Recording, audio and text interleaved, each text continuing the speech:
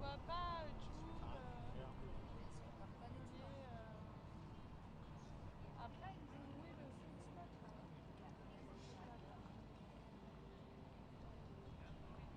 Et ça vient, moi je vais rarement dans ce spot là. Mon spot c'était plus le vieux ici. Il doit être là-bas. Les green peas. Il est midi et demi. Parce que je pense que tu vois, ils ont tiré là en banderole, ils se dit ok ça marche bien, on fera ça. C'est tout. De toute façon, ça ira. Je vais la voir.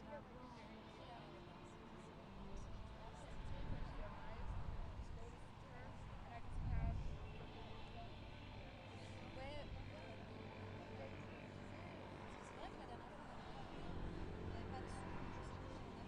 la dernière fois on n'avait pas de sous, donc je sais plus, on avait cravaté personne à l'époque. Ouais, il était cravaté, il a passé le gate sans retirer son échafaude. Tu vois, pour passer les gates et tout. Moi j'étais pas là, je sais pas non plus. Parce qu'il me disait, ça se trouve, on va être obligé de les déséquiper et les rééquiper. Il faut le dire quand on arrive là-bas. Ouais. Faut lui dire, parce que je sais pas avec toi, c'est qui leur regarder son écran. Moi je me souviens plus, je crois qu'il avait non, il avait enlevé le lycée. Et j'étais à la pêche. Walk alongside.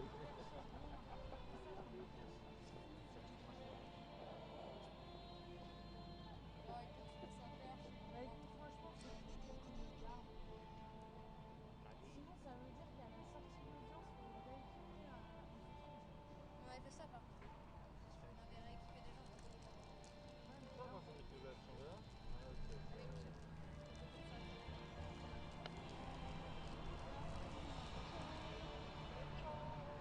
On va faire en sorte de le garder. S'il me l'éjecte, moi je le garderai sur moi.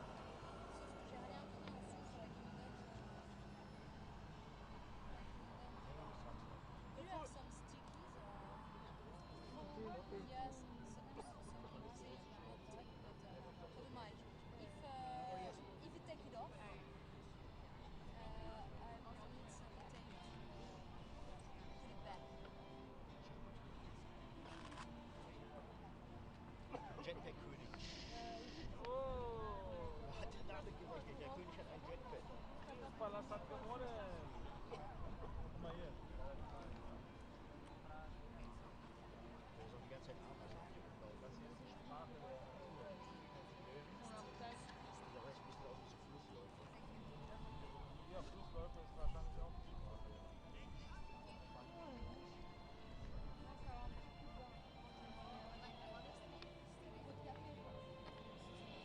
T'as bu tout le café au lait? Ah. Tiens, il était fait.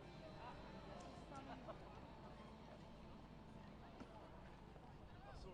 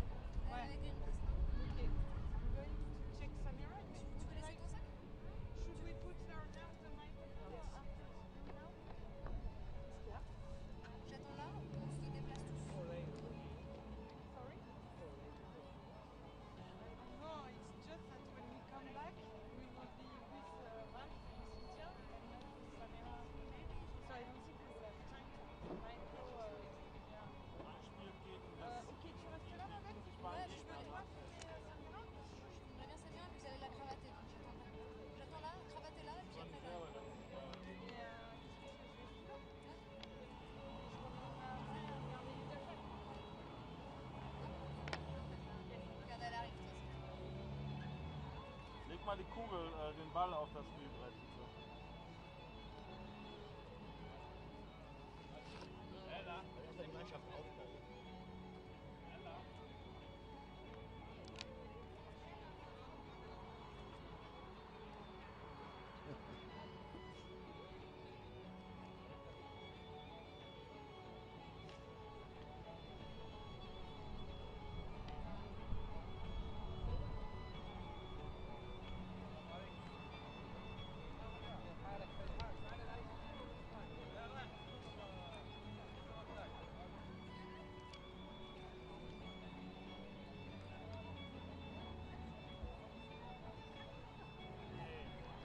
Ziemlich beste Freunde.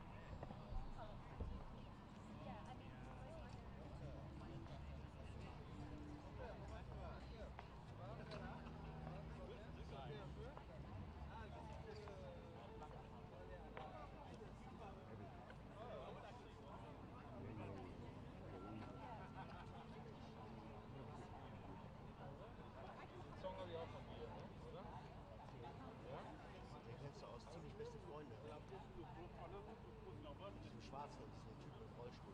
Französisch. Ja, das war das. Du willst die Spiele spielen, nicht selbst.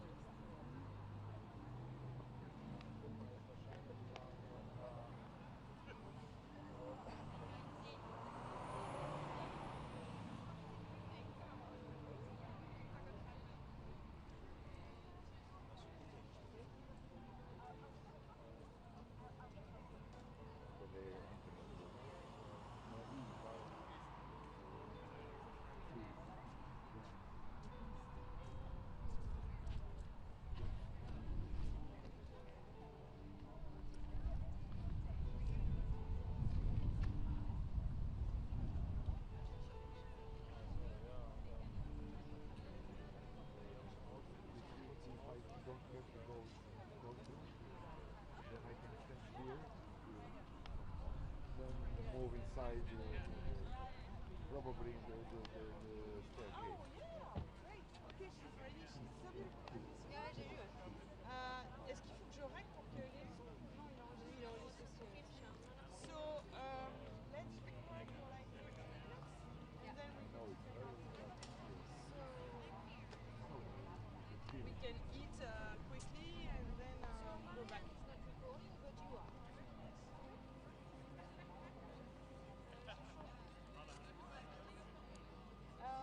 gonna read the poem at 2:30. So I will wait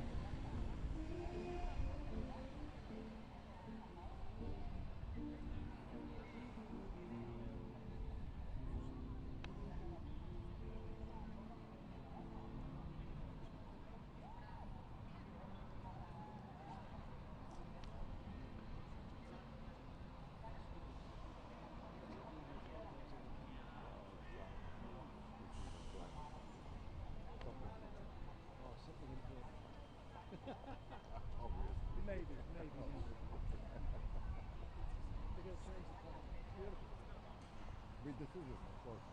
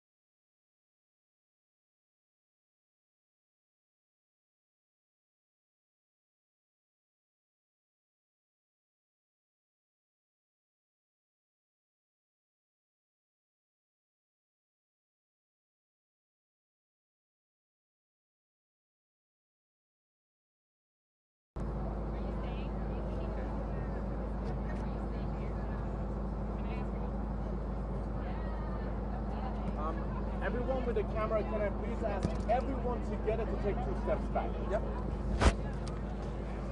So now we have enough space. Can you get a bit wider shots?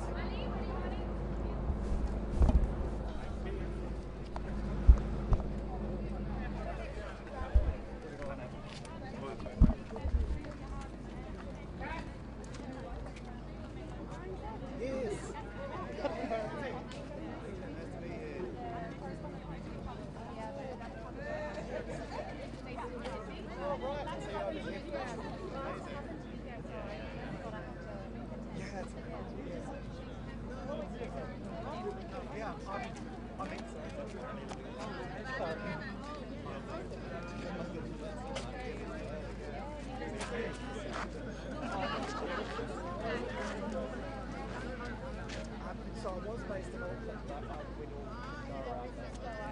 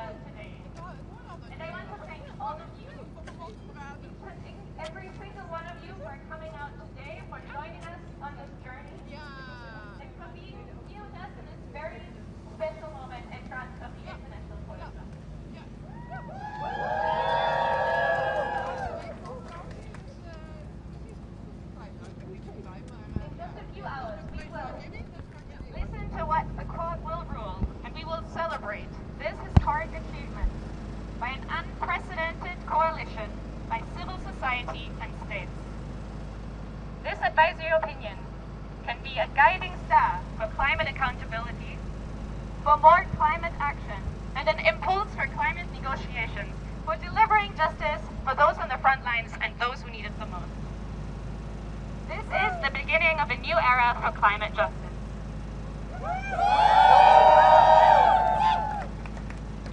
So let's show the court today and the world outside watching far away from The Hague what young people and frontline communities that they are watching and that they are demanding. Bold, urgent and decisive climate action. So let us make some sound. What do we want? Climate justice! What do we want? Now! What do we want? Climate justice! When do we want it? Now! What do we want? Climate justice! When do we want it? Now!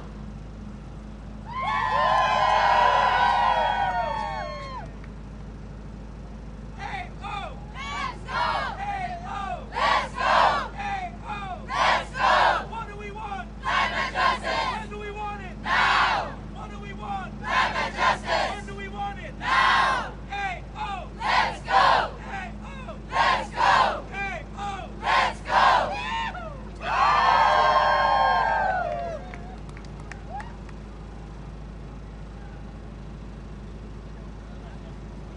Can I have an A-O?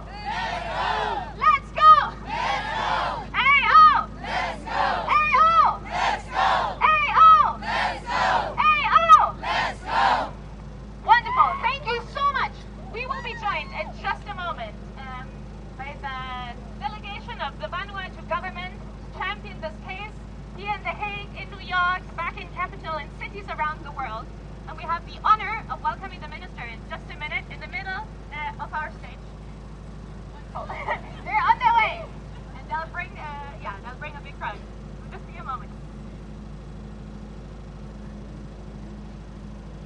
In the meantime, what do we want? Climate justice! When do we want it? Now! What do we want? Climate justice! When do we want it? Now! What do we want? Climate justice! When do we want it? Now! What do we want? Climate justice! When do we want it? Now! What do we want? Climate justice! When do we want it? Now! What do we want? Climate justice! When do we want it? Now!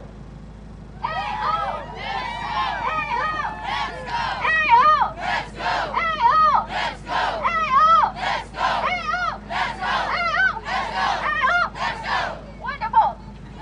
And now I'm going to test something. For months I've been dreaming about this. I want you to say, we believe that we will win. And we will start very quiet and then we get louder, okay? We'll just try this. We believe that we will win. We believe that we will win. We believe that we will win. We believe that we will win. We believe that we will win. We believe that we will win. We believe that we will win. We believe that we will win. We believe that we will win. We believe that we will win. We believe that we will win. We believe that we will win. Wonderful. Thank you so much.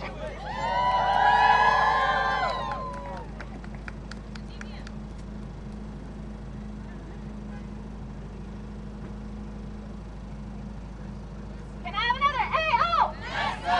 A-O! Let's go! A-O! Let's go! A-O! Let's go! A-O! Let's go! A-O! Let's go! A-O! Let's go! A-O! Let's go! A-O! Let's go! Wonderful. The crowd is big enough. The oceans are rising! So are we! The oceans are rising! So are we!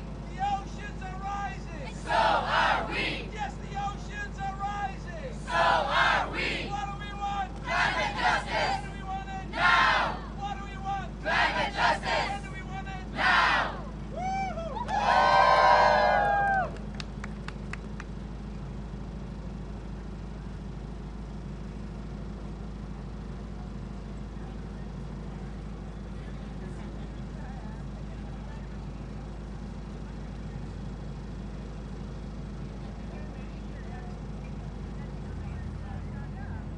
All right.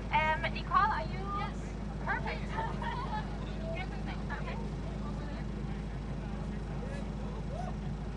This campaign, as many of you will know, has started in a classroom in the South Pacific and has been led by young people, by the government of Vanuatu, by states around the world. And youth have joined in solidarity. And we're very lucky that one of the very early youth campaigners is able to join us here today.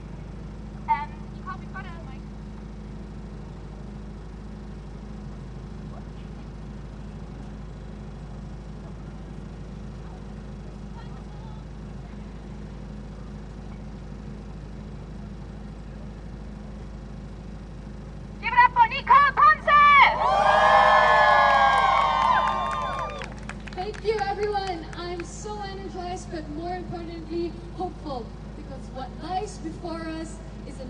unprecedented legal and moral breakthrough for climate ambition.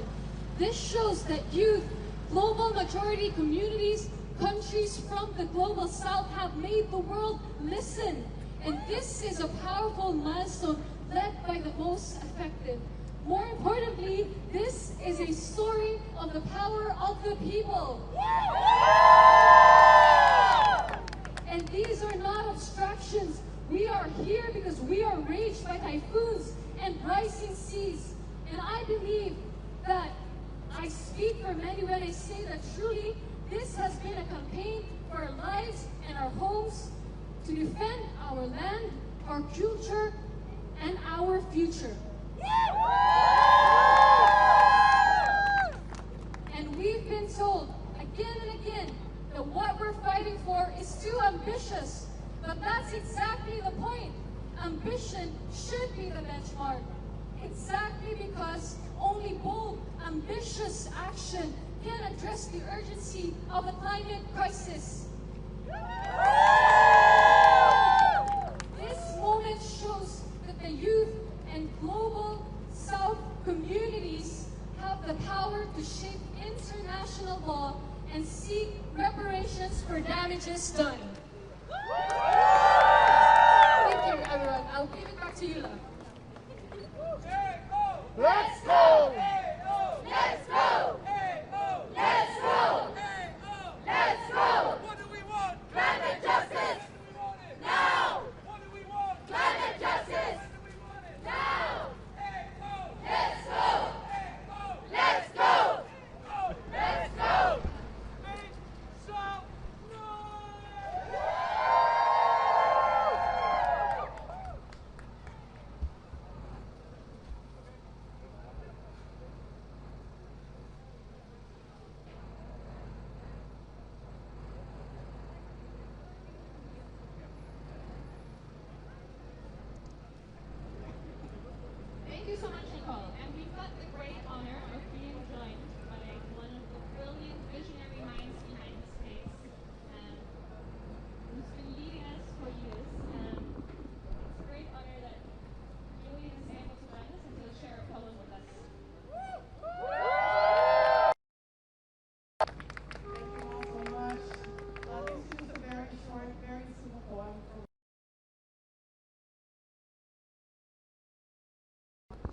This is called Need for Scientists. We have no need for scientists to tell us things we already know, like the sea is rising and the water is getting warm. The inundated need no instruction in inundation. We have eyes of our own, and besides, we are busy scraping barnacles off our grandfathers' graves and others' headstones drowned at high tide. We know how critical it is our coral reefs stay healthy and our mangrove forests dense. We will defend them to the end, not because some study shows they provide protection from erosion or shelter from storms, but rather because our reefs are adoring aunts feeding other people's children, and our mangroves, mothers in their own right. Thank you.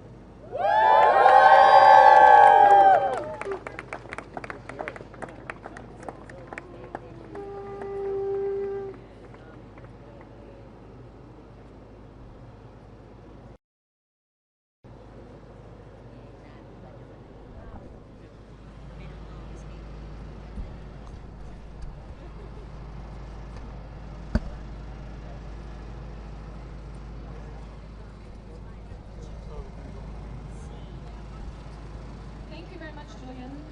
Beautiful and powerful, and that is what we're here to fight and fight for. And we have the incredible honor to be joined by Honorable Minister Ralph Reagan-Mano, who's led this coalition, who's welcomed young people from day one, and he's here to share a message of hope with all of you here and with all of you watching away.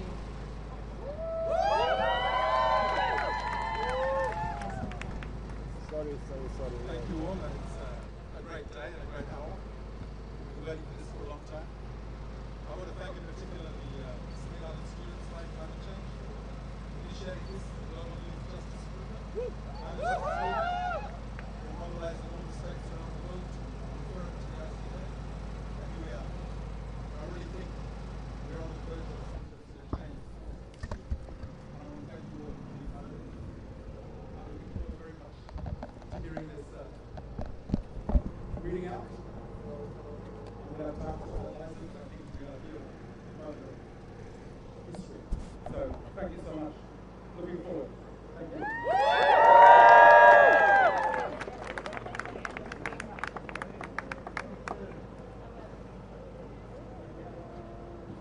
Thank you very much. It's not common that a minister joins for a civil society protest, so that really thank you very much.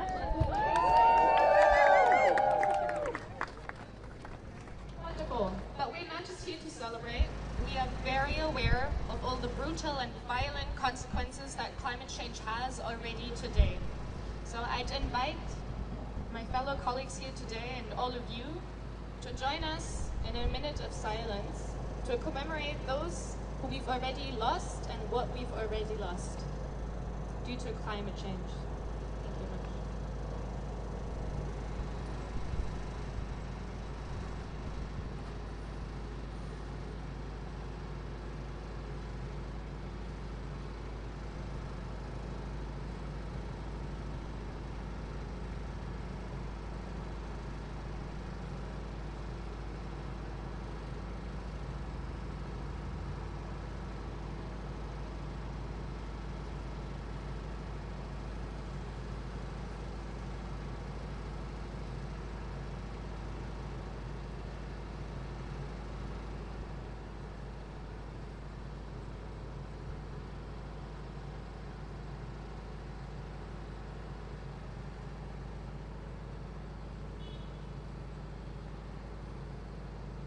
Thank you very much. This was a reminder of what we're here for today and what we're fighting for.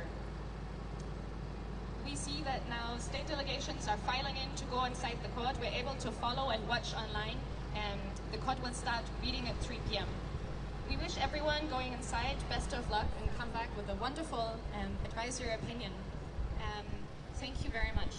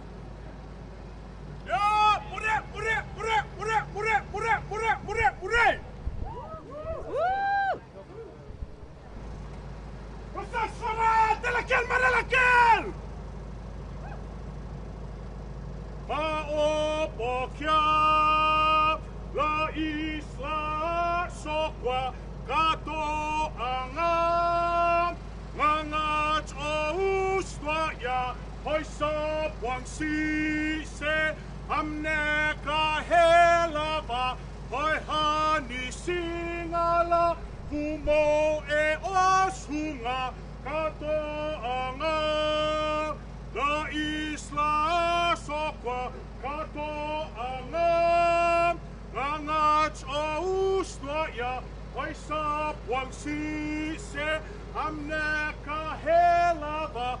Oi hani singala pumo e osu.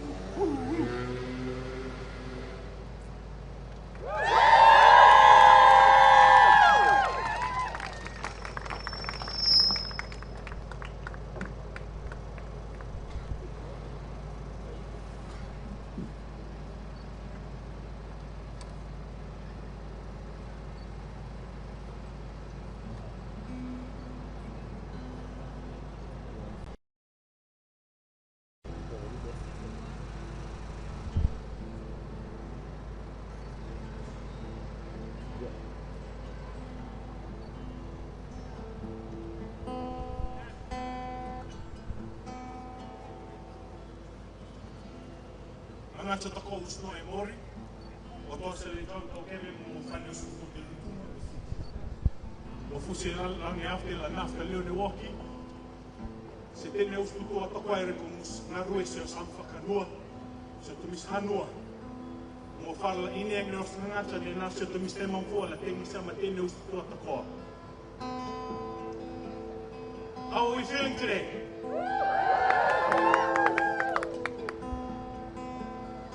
Just before I start, I wanted to welcome you all to this space. Turn to the person next to you, give them a high five and tell them thank you for being here.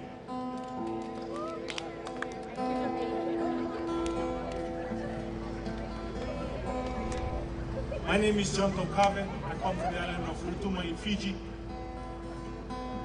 And it's an honor and a moment to be here to share this space and to acknowledge the work of the Pacific Island students fighting climate change. The delegation of Vanuatu and all of our states of Oceania. This song, I wanted to story live with you. So I welcome you to dream with me as you listen to this song. It's a song called Höhön. Höhön in the Rutuman language means mother.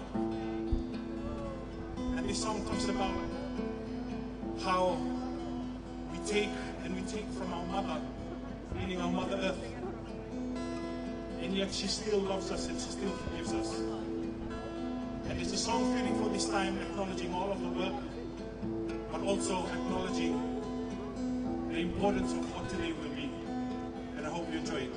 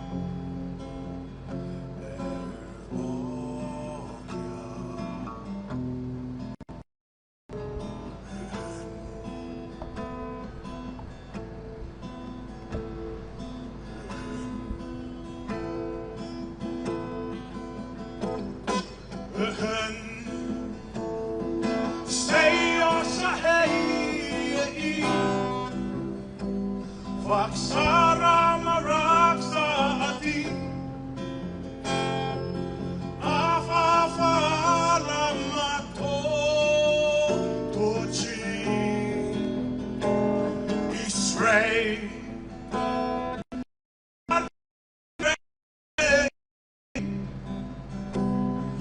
Ahelewa kilia e hanisi Maurila pokika e o oni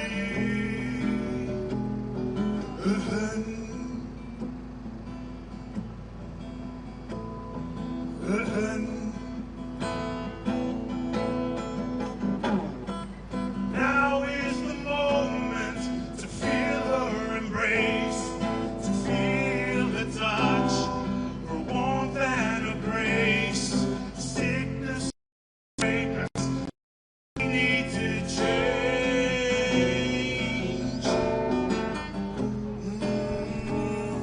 Reflect on this time, learn from our mistakes.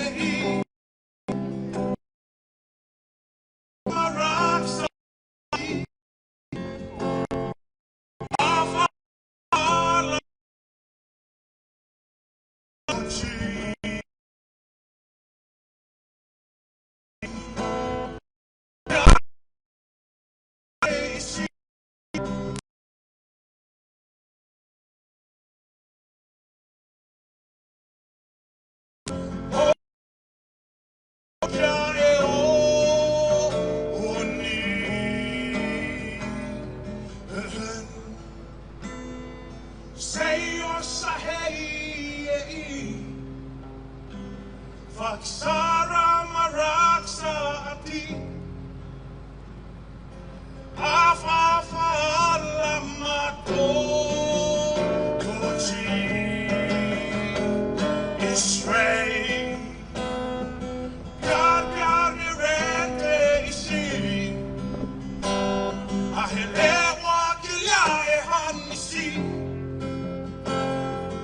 Maurila pokika e o oni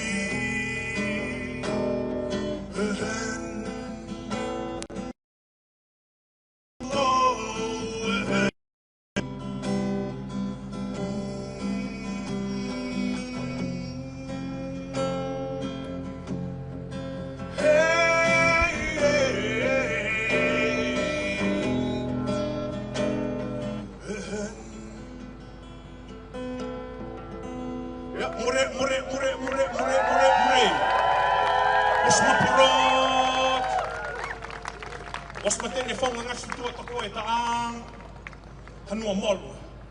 Usate la tuk se fo la meu kalong. Ya, ure. Thanks, yeah. Thank you.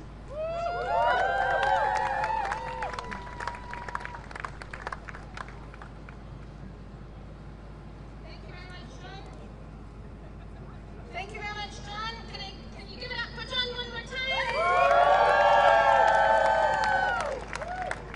Thank you. Thank you. Not quite as tall as John. Thank you very much. Next, we have the great honor of welcoming Rocky to the stage, who's leading the Free West Papua movement. And ready? Perfect. Thank you so very much. It's been an honor to fight this fight and be on this journey together for such a long time. So give it up for Rocky, please. Thank you. Joshua, the single greatest threat to the Pacific region and the world. Therefore,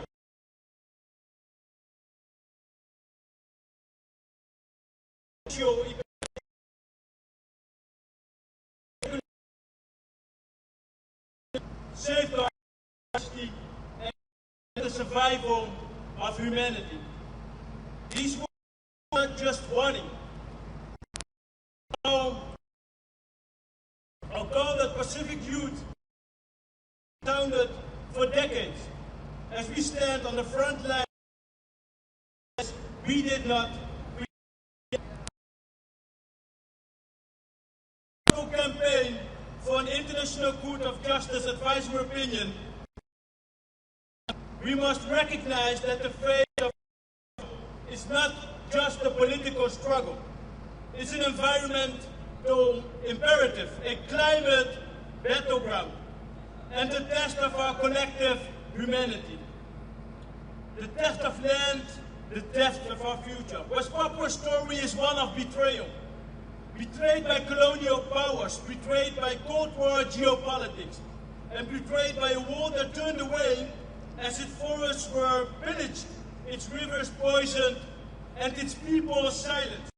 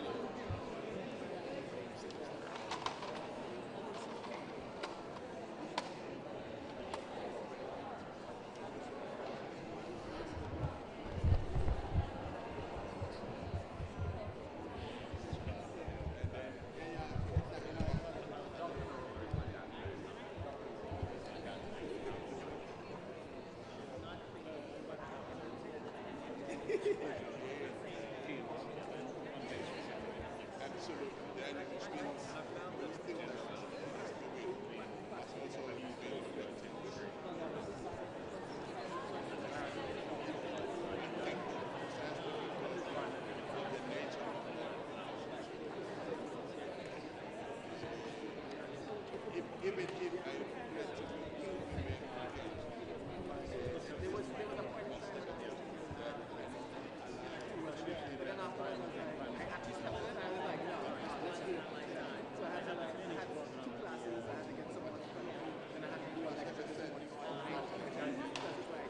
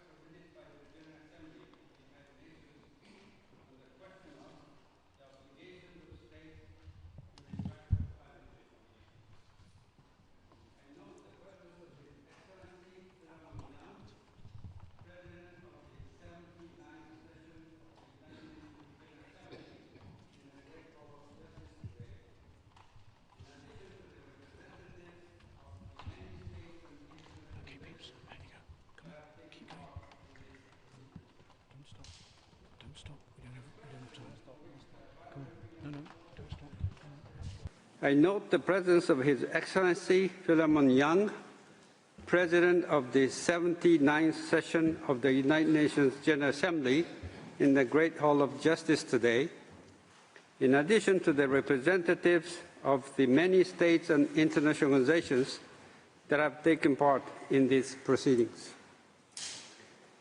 The questions on which the advisory opinion of the Court has been requested are set forth in Resolution 77/276, adopted by the United Nations General Assembly on 29 March 2023, by a letter dated 12 April 2023, the Secretary General of the United Nations officially communicated to the Court the decision taken by the General Assembly to request the Court to render an advisory opinion. The final paragraph of the resolution reads as follows, I quote, "The General Assembly decides, in accordance with Article 96 of the Charter of the United Nations, to request the International Court of Justice, pursuant to Article 65 of the Statute of the Court, to render an advisory opinion on the following question.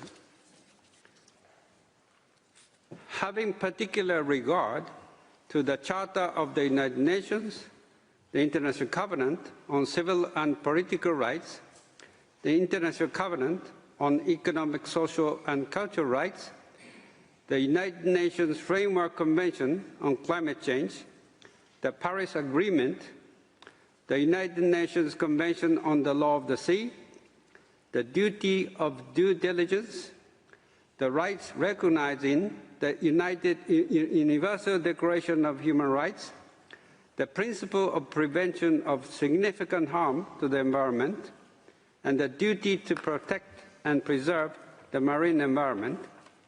A. What are the obligations of states under international law to ensure the protection of the climate system and other parts of the environment from anthropogenic emissions of greenhouse gases for states and for present and future generations? B. What are the legal consequences under these obligations for states where they, by their acts and omissions, have caused significant harm to the climate system and other parts of the environment with respect to, 1, states, including in particular small island developing states, which due to their geographical circumstances and the level of development are injured or specifically affected by or particularly vulnerable to the adverse effects of climate change. 2, peoples and individuals of the present and future generations affected by the adverse effects of climate change." End of quote. In accordance with the usual practice, I shall not read out the introductory paragraphs of the opinion. These paragraphs set out the main elements of the procedural history of the proceedings. I shall also omit or summarize some of the other paragraphs of the opinion. I shall therefore begin the reading of the advisory opinion at paragraph 37. The full text of the opinion will of course be available at the close of the sitting. When seized of a request for an advisory opinion, the Court must first consider whether it has jurisdiction to give the opinion requested, and if so, whether there is any reason why the Court should, in the exercise of its discretion, decline to answer the request. The first question put to the Court concerns the obligation of states under international law to ensure the protection of the climate system and other parts of the environment from anthropogenic emissions of greenhouse gases, which I shall refer to as GHGs, for states and for present and future generations. The second question concerns the legal consequences under these obligations for states where they, by their acts and omissions, have caused significant harm to the climate system and other parts of the environment, with respect to states and peoples and individuals of the present and future generations affected by the adverse effects of the climate change. The Court considers that these questions are legal questions. The Court concludes that it has jurisdiction to render the requested opinion. It then concludes that there is no compelling reason for it to decline to give the opinion requested by the General Assembly. Turning to the relevant scientific background, the Court notes that the consequences of climate change are severe and far-reaching. They affect both natural ecosystems and human populations. These consequences underscore the urgent and existential threat posed by climate change. In its examination of the scientific aspect, the Court relies primarily on the reports of the Intergovernmental Panel on Climate Change, which I shall refer to as the IPCC. Participants agree that these reports constitute the best available science on the causes, nature, and consequences of climate change. The Court further observes that the adverse effects of climate change on the climate system have been acknowledged by the United Nations, including UNEP, and its specialized agencies such as the WMO, WHO, and the IMO. The IPCC defined the climate system as the global system consisting of 5 major components: the atmosphere, the hydrosphere, the cryosphere, the lithosphere, and the biosphere, and the interactions between them. For the purposes of this advisory opinion, the Court notes that this definition is substantially equivalent to that of Article 1, Paragraph 3 of the United Nations Framework Convention on Climate Change, which I shall refer to as the Framework Convention. Article 1, Paragraph 3 of the Convention defines the climate system as the totality of the atmosphere, hydrosphere, biosphere, and geosphere, and their interactions. The IPCC has concluded with very high confidence that risks, projected adverse impacts, and related loss and damage from climate change will escalate with every increment of global warming. It added that these risks, projected adverse impacts, and related loss and damage are higher for global warming of 1.5 degrees Celsius than at present, and even higher at 2 degrees Celsius.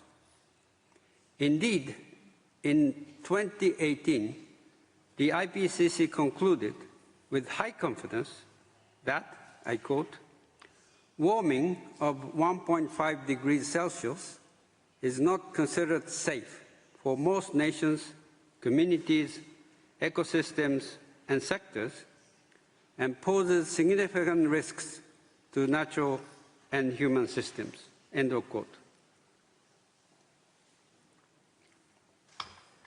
The Court then turns to the scope of the questions posed by the General Assembly. Regarding their material scope, the Court considers that the 2 questions put to it are interrelated and require the Court to identify the obligation of states in respect of activities that adversely affect the climate system, as well as the legal consequences arising from the breach of these obligations. In this regard, the Court is further of the view that the relevant conduct for the purposes of these advisory proceedings is not limited to conduct that in itself directly result in GHG emissions, but rather comprises all actions or omissions of states which result in the climate system and other parts of the environment being adversely affected by anthropogenic GHG emissions.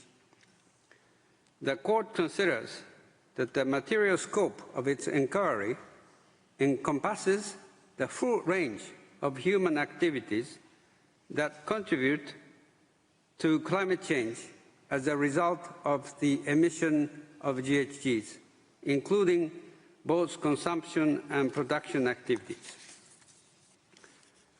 Turning to the territorial scope of the request, it follows from the Court's conclusions on the material scope of the questions put to it that the General Assembly did not intend to impose any territorial limits to the Court's inquiry.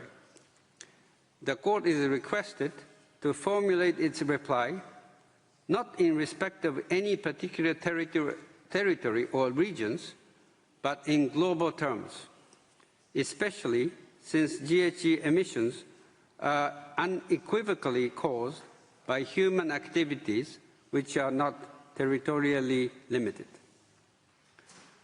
With regard to the temporal scope of the request, the Court observes that while temporal issues may be particularly relevant for an in concreto assessment of the responsibility of states for breaches of obligations pertaining to the protection of the climate system, the present opinion is not concerned with the invocation and determination of the responsibility of individual states or group of states. Rather, the present opinion considers the legal obligation of all states under Question A and identifies the relevant legal regime applicable to legal consequences arising under those legal obligations in its reply to Question B.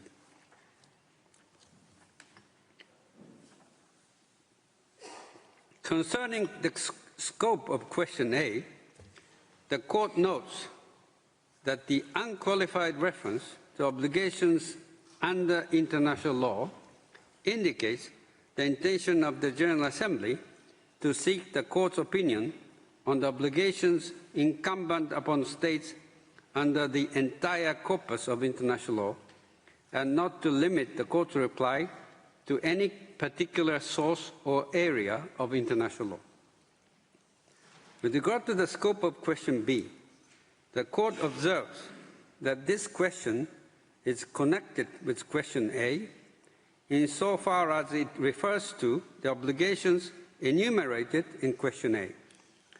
Thus, the legal consequences to be determined by the Court are those arising from the various obligations under international law which the Court is called upon to identify under Question A.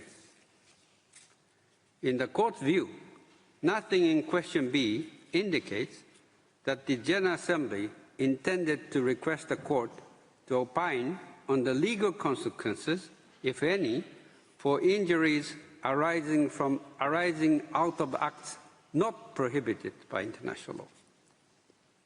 The Court considers that it has been requested to address legal consequences in a general manner, and that it is not called upon to identify the legal responsibility of any particular state or group of states. It also bears noting in this context that the responsibility of individual states or group of states requires an in concreto assessment that must be undertaken on a case-by-case basis. In its view, in relation to Question B, the Court is only called upon first to establish the applicable legal framework of state responsibility in respect of states that have breached their obligations to protect the climate system, and second, to outline in general terms the legal consequences flowing therefrom. In doing so, the Court does not prejudge the merits of any future claims that may be brought in relation to the subject matter of the present proceedings before courts or tribunals. As for legal consequences, with respect to a certain category of states that are especially affected or are particularly vulnerable, the Court notes that the application of rules of state responsibility under customary international law does not differ depending on the category or status of an injured state. Thus, specifically affected states or states that are particularly vulnerable are in principle entitled to the same remedies as other injured states. The challenges faced by certain states, owing to their geographical circumstances and level of development, are governed by the relevant primary rules of international law, and thus will be addressed by the Court in relation to the relevant obligations of states under Question A. The Court observes that the second part of Question B inquires about the legal consequences with respect to peoples and individuals of the present and future generations affected by the adverse effects of climate change. The Court considers that whether individuals have any entitlement to invoke the legal responsibility of states or to make a claim in a particular circumstance involving injury or harm arising from climate change is dependent on the relevant primary obligations of states.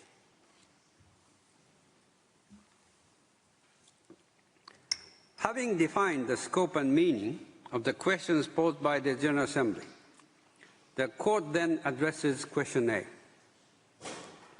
and begins by considering the applicable law.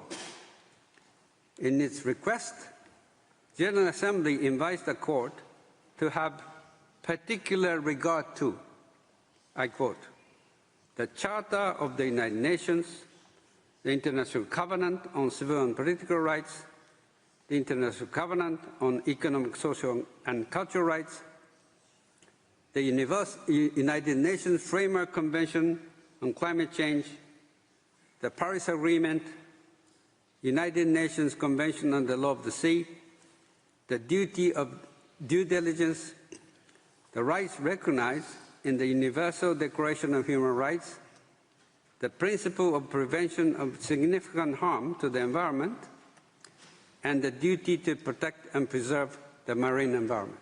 End of quote.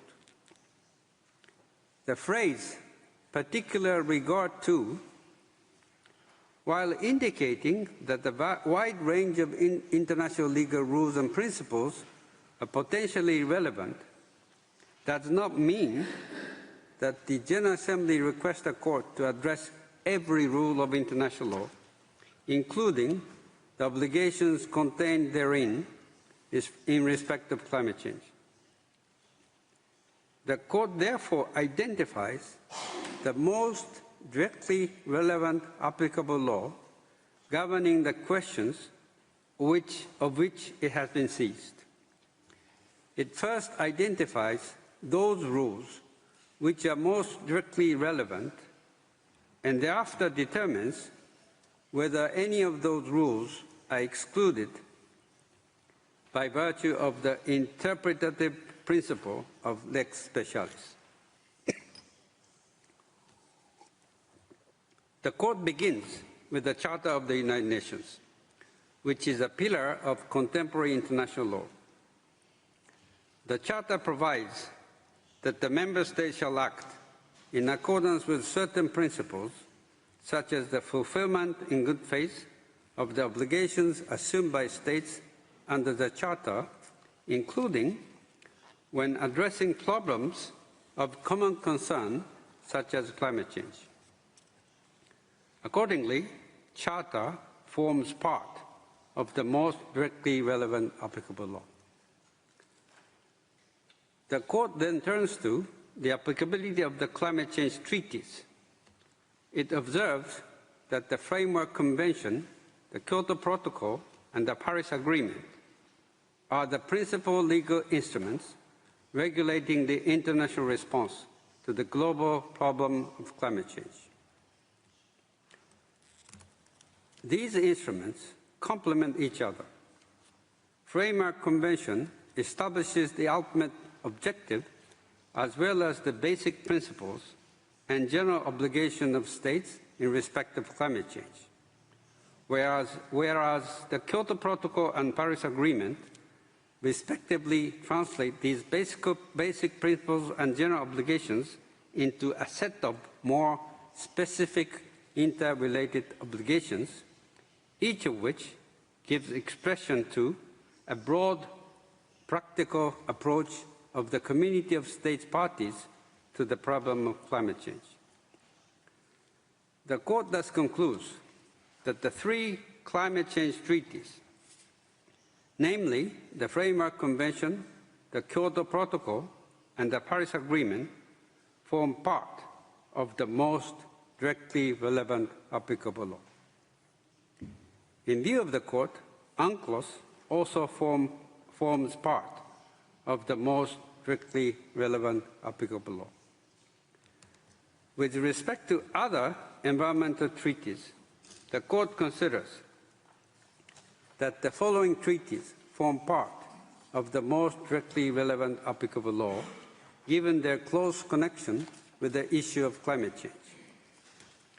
The Vienna Convention for the Protection of the Ozone Layer, which I shall refer to as the Ozone Layer Convention, the Montreal Protocol on Substances that Deplete the Ozone Layer, which I shall refer to as the Montreal Protocol, the Convention on Biological Diversity, which I shall refer to as the Biodiversity Convention, and the United Nations Convention to combat desertification in those countries experiencing serious drought and/or desertification, particularly in Africa, which I shall refer to as the Desertification Convention.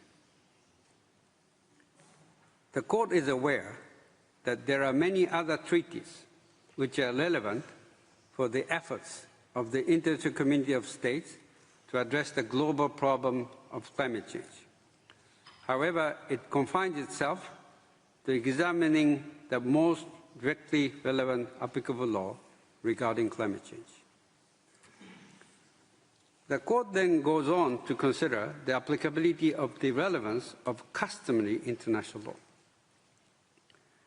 In the advisory opinion on the legality of the threat or use of nuclear weapons, the Court affirmed that the duty to prevent significant harm to the environment is not confined to instances of direct cross-border harm, and that it applies to global environmental concerns. In the Court's view, the customary duty to prevent significant harm to the environment also applies with respect to the climate system and other parts of the environment. The duty to prevent significant harm to the environment is an obligation to act with due diligence. The conduct required by due diligence has several elements to which I shall return later. Determination of what is required by due diligence ultimately calls for an assessment in concreto of what is reasonable and under the specific circumstances in which a state finds itself. However, this does not exclude the identification of a required standard of conduct at the general level, depending on the overall character of the risk to the parts of the environment in question. This is particularly apposite with respect to climate change, because the specific character of the risk of significant harm to the climate system is indisputably established. Climate change poses a quintessentially universal risk to all states. This risk is of a general and urgent character, requiring the identification of a corresponding general standard of conduct to be applied subject to the principle of common but differentiated responsibility and respective capabilities. Under these circumstances, the Court recognizes that the standard of due diligence for preventing significant harm to the climate system is stringent. As concerns climate change, a heightened degree of vigilance and prevention is required. The Court concludes that the duty of states to prevent significant environmental harm applies in the context of climate change, and that this duty forms part of the most directly relevant applicable law.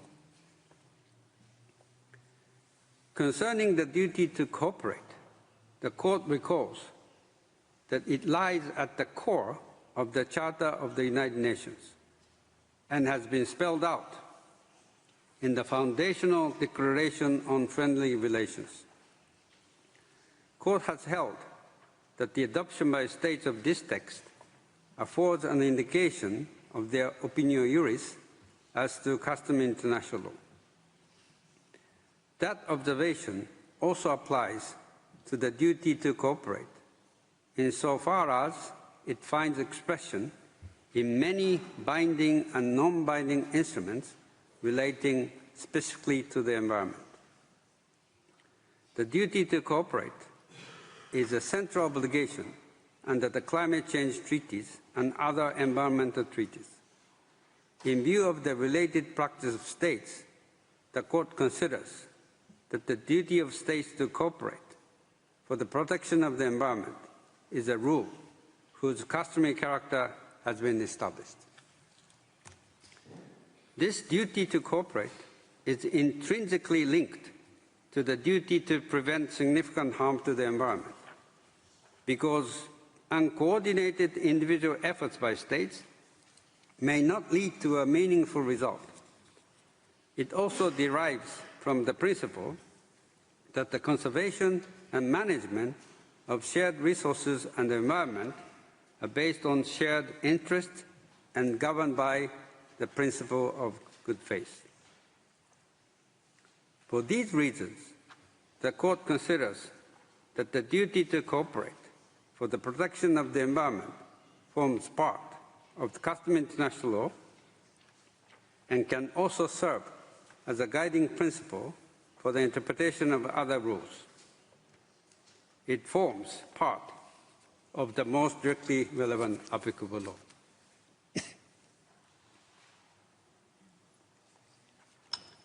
Turning to human rights law, the Court considers that the core human rights treaties and the human rights recognized under customary international law form part of the most directly relevant applicable law.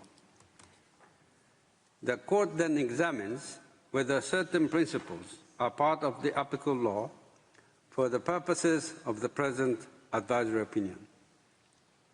It concludes that the principles of sustainable development, common but differentiated responsibilities and respective capabilities, equity, intergenerational equity, and the precautionary approach or principle are applicable as guiding principles for the interpretation and application of the most strictly relevant legal rules. The Court finally turns to the question of whether any of the rules identified above are excluded by virtue of the interpretative principle of lex specialis. This question concerns the relationship between the climate change treaties and other rules of international law. The Court notes at the outset that it is a generally recognized principle that when several rules bear on the single issue, they should, to the extent possible, be interpreted so as to give rise to a single set of compatible obligations. The principle of lex specialis is a maxim of interpretation that is used for determining which of several potentially applicable rules is to prevail, or whether the rules simply coexist. The application of the lex specialis principle depends on the circumstances of each case. The Court cannot find any actual inconsistency between the provisions of the climate treaties and other rules and principles of international law that may be relevant for the response to question A. On the contrary, the preambles to the Framework Convention and the Paris Agreement themselves contain references to other rules and principles. The state parties to these treaties have thereby recognized that climate change constitutes a problem for whose solution other rules and principles also play a role. Nor can the Court identify a discernible intention of the parties to the climate change treaties generally to displace other possibly applicable rules or principles. There is in particular no indication that the climate change treaties are meant to apply while simultaneously excluding general custom international law or other treaty rules on the protection of the environment. For these reasons, the Court considers that the argument according to which the climate change treaties constitute the only relevant applicable law cannot be upheld, and finds that the principle of lex specialis does not lead to a general exclusion by the climate change treaties of other rules of international law. The Court emphasizes that it has determined only the applicable law which is most directly relevant for answering question A put to it by the General Assembly. This determination is without prejudice to other rules of international law that may also be relevant under various circumstances in the context of climate change.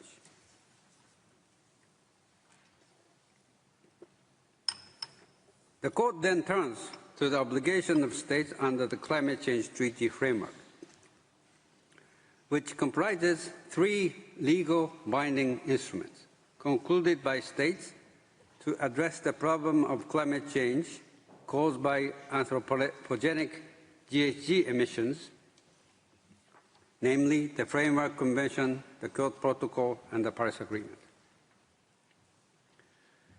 The Court takes into consideration the rules, principles, mechanisms, and institutions established under the climate change treaties in order to identify and clarify the obligation of the parties. In this context, the key principles that permeate all 3 climate change treaties are those contained in Article 3 of the Framework Convention. These guiding principles include common but differentiated responsibilities and respective capabilities, the precautionary approach of principle, sustainable development, equity, and intergenerational equity. The Court recalls that while these principles do not constitute standalone obligations within the Climate Change Treaty framework, they guide the interpretation of the treaty obligations. In interpreting their obligations under the climate change treaties, states also need to have recourse to the relevant decisions of the governing bodies of these treaties, which are the Conference of the Parties of the Framework Convention, the Conference of the Parties serving as the meeting of the parties to the Kyoto Protocol, and the Conference of the Parties serving as the meeting of the parties to the Paris Agreement. The Court observes that in certain circumstances, the decision of these bodies have certain legal effects. First, when the treaty so provides, the decision of Conference of Parties may create legally binding obligations for the parties.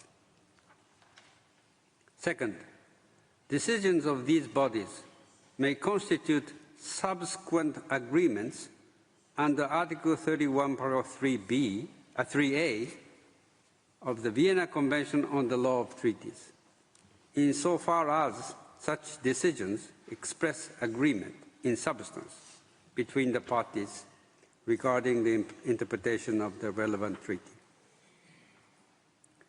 The Court observes that it is not required to address each and every obligation of the parties under the climate change treaties. It focuses its inquiry on the main obligations of states under the Framework Convention, the Kyoto Protocol, and the Paris Agreement pertaining to the obligation to protect the climate system from anthropogenic GHG emissions, which it considers may be grouped broadly into obligations of mitigation, adaptation, and cooperation. Concerning the relationship between the Framework Convention, the Kyoto Protocol, and the Paris Agreement, the Court observes, with respect to the applicability of lex posterior rule, that it is only where the treaties are incompatible, i.e., their obligations cannot be complied with simultaneously, that the later in time obligations will supersede the earlier obligation. The mere fact that the treaties regulate the same subject matter does not necessarily constitute a conflict or result in one superseding the other. In the view of the Court, there is no incompatibility between the three climate change treaties. On the contrary, they are mutually supportive, with the Kyoto Protocol and Paris Agreement providing greater specification to the general obligations contained in the Framework Convention. The Court turns to the obligation of parties under the Framework Convention. It observes that the Framework Convention provides a general framework for addressing the problem of climate change caused by anthropogenic GHG emissions. In this connection, the Framework Convention addresses the full range of GHGs, with the exception of those already controlled by the Montreal Protocol. The ultimate objective of the Framework Convention, as set out in Article 2, is to achieve stabilization of GHG concentrations in the atmosphere at the level that would prevent dangerous anthropogenic interference with the climate system, and to ensure that such a level should be achieved within a time frame sufficient to allow ecosystems to adapt naturally to climate change, to ensure that food production is not threatened, and to enable economic development to proceed in a sustainable manner. A key feature of the Framework Convention is the distinction it draws between developed country parties and developing country parties, which are subject to different obligations. The Framework Convention accomplishes this by providing for specific additional obligations on certain developed country parties and other parties listed in Annex 1, which I shall refer to as Annex 1 parties. The main obligations under the Framework Convention concerning mitigation are to be found in Article 4, Paragraph 1. The Court observes that certain obligations under this provision, such as those to develop, update, publish, and make available national inventories of anthropogenic GHG emissions and removals by sinks, the obligation to formulate and publish national programs, and the obligation to communicate information to the COP are obligations of result. Other obligations under Article 4, Paragraph 1 are obligations of conduct because they do not require parties to bring about a particular result, but rather require parties to use their best efforts to achieve certain results relating to mitigation. In the Court's view, the obligations under Article 4, Paragraph 1 are interconnected obligations of conduct and result. The Court further observes that Article 4, Paragraph 2 sets forth a number of distinct but interrelated mitigation obligations that are legally binding for Annex I parties. The Court finds it necessary to recall that all obligations identified are legally binding upon the parties to which they pertain, regardless of whether the obligation in question is one of result or one of conduct. As the Court has observed, the distinction between obligation of conduct and obligation of result is not necessarily a strict one. It must be stressed that both types of obligations may result in the responsibility of a state for breach of the relevant obligation.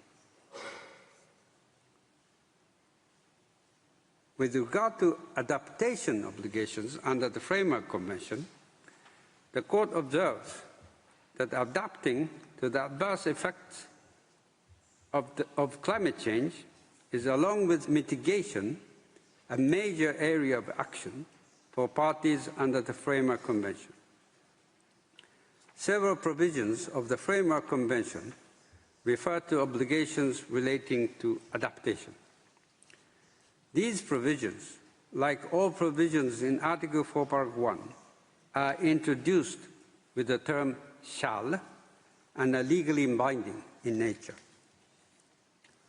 While the aforementioned obligations pertain to all parties, Article 4, Paragraph 4 of the Framework Convention provides that Annex II parties shall assist the developing country parties that are particularly vulnerable to the adverse effects of climate change in meeting the cost of adaptation to those diverse effects.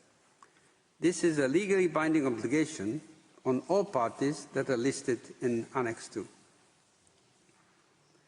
The Court further observes that the Framework Convention establishes an obligation for parties to cooperate in different areas, including in mitigation and adaptation.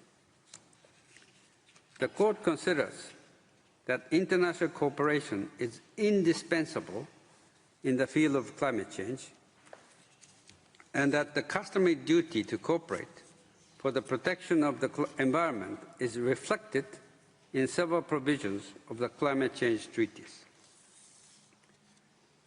The duty to cooperate is an obligation of conduct, the fulfillment of which is assessed against a standard of due diligence. The Court then turns to the Kyoto Protocol, to the Framework Convention. The Court notes that the absence of a new commitment period after 2020 does not deprive the Kyoto Protocol of its legal effect. Kyoto Protocol remains in force, and the provisions may still serve as, inter alia, 1. Interpretative aids for the identification of the obligations under the Climate Change Treaty framework, and 2, substantive provisions to assess the compliance of Annex B parties with applicable emission reduction targets, i.e., to determine whether a state during the relevant commitment period has complied with its emission reduction commitments. Thus, non-compliance with emission reduction commitments by a state may constitute an internationally wrongful act. The Court then addresses the obligation of state parties to the Paris Agreement. As a general matter, the Court notes that while the Paris Agreement provides for limiting the global average temperature increase to well below 2 degrees Celsius above pre-industrial levels as a goal, and to 1.5 degrees Celsius as an additional effort, 1.5 degrees Celsius has become the scientifically based consensus target under the Paris Agreement. In this connection, the Court refers to decisions of the meeting of the parties to the Paris Agreement. In the Court's view, these decisions express the agreement in substance between the parties regarding the interpretation of Articles 2 and 4 of the Paris Agreement, and thus constitute subsequent agreements in relation to the interpretation of the Paris Agreement within the meaning of Article 31, Paragraph 3a of the Vienna Convention on the Law of Treaties. Accordingly, the Court considers the 1.5 degrees Celsius threshold to be the parties' agreed primary temperature goal for limiting the global average temperature increase under the Paris Agreement. The Court notes that the principle of common but differentiated responsibilities and respective capabilities has been formulated differently in the Paris Agreement through the addition of the phrase, I quote, "in the light of different national circumstances," end of quote. In the view of the Court, the additional phrase does not change the core of the principle of common but differentiated responsibility and respective capabilities. Rather, it adds nuance to the principle by recognizing that the status of a state as a developed or developing is not static. It depends on an assessment of the current circumstances of the state concerned. The Court also notes that the Paris Agreement contains several obligations of conduct and obligations of result which are mutually supportive. With regard to obligation of conduct, parties are required to act with due diligence. Thus, the compliance of parties with their obligation of conduct under the Paris Agreement is assessed on the basis of whether the party in question exercised due diligence and employed best efforts by using all the means at its disposal in the performance of that obligation. The Court turns to mitigation obligations under the Paris Agreement. It recalls that mitigation involves human intervention to reduce emissions or enhance carbon sinks. The Court notes that the mitigation obligation of state parties under the Paris Agreement are set out in Article 4. The Court observes that the achievement of the temperature goal set out in Article 2 of the Paris Agreement constitute, in addition to the object and purpose of the agreement, the context relevant for the interpretation of other obligations found elsewhere in the Paris Agreement, such as the mitigation obligation under Article 4. The Paris Agreement reinforces the obligations relating to the promotion and enhancement of carbon sinks and reservoirs set forth in Article 4 of the Framework Convention. To achieve its objectives, Paris Agreement establishes obligations concerning nationally determined contributions, which I shall refer to as NDCs, whereby parties outline and communicate their climate actions. Under Article 4, Paragraph 2, each party must first prepare, communicate, and maintain the successive NDCs that intends to achieve. And second, parties must pursue domestic mitigation measures with the aim of achieving the objectives of such contributions. This provision set forth two binding legal obligations, which must be performed by parties individually. In respect of the obligation to prepare, communicate, and maintain successive NDCs, the Court observes that this obligation is procedural in nature and constitutes an obligation of result. Therefore, the failure to prepare, communicate, and maintain successive NDCs, to account for them and to register them, would constitute a breach of the obligations set out in Article 4 of the Paris Agreement. The mere formal preparation, communication, and maintenance of successive NDCs is not sufficient to comply with the obligations under Article 4. The Court then turns to the question of whether and the extent to which the content of the NDCs is left to the discretion of each party under the scheme of the Paris Agreement. The Court considers that this question depends on the interpretation of Article 4.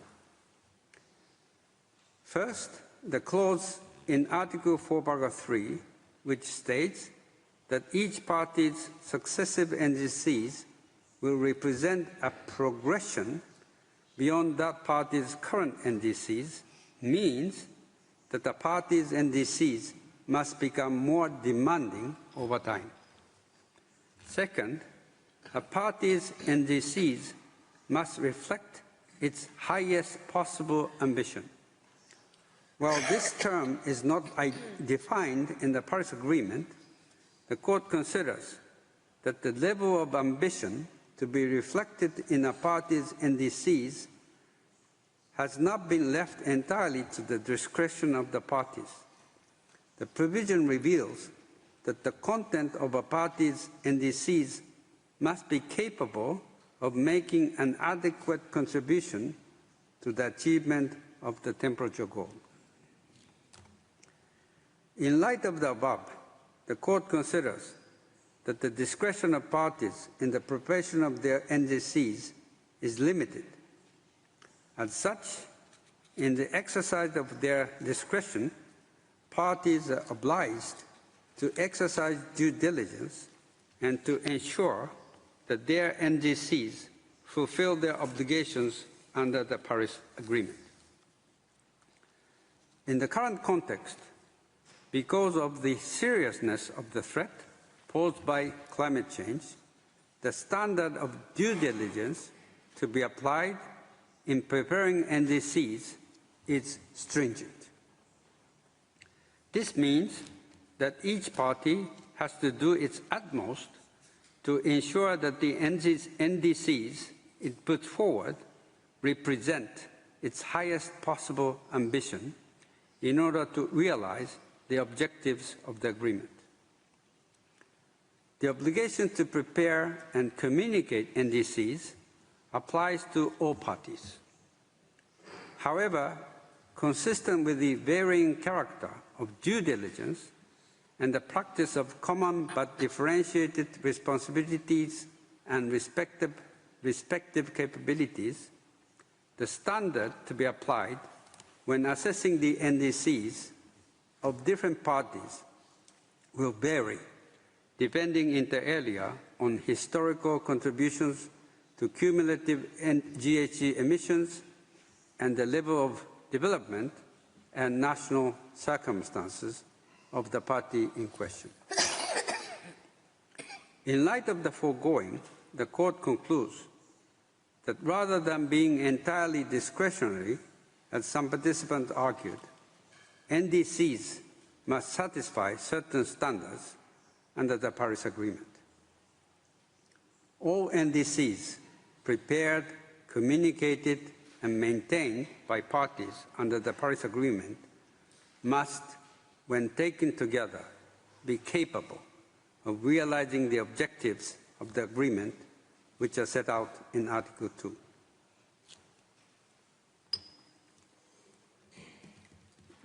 The Court turns next to the obligation contained in the second sentence of Article 4, Paragraph 2, which concerns the implementation of NDCs and domestic mitigation measures. The Court underlines that the obligation for parties to pursue domestic mitigation measures is substantive in nature and creates individual obligations for each party to the agreement. Moreover, this obligation is one of conduct and not of result.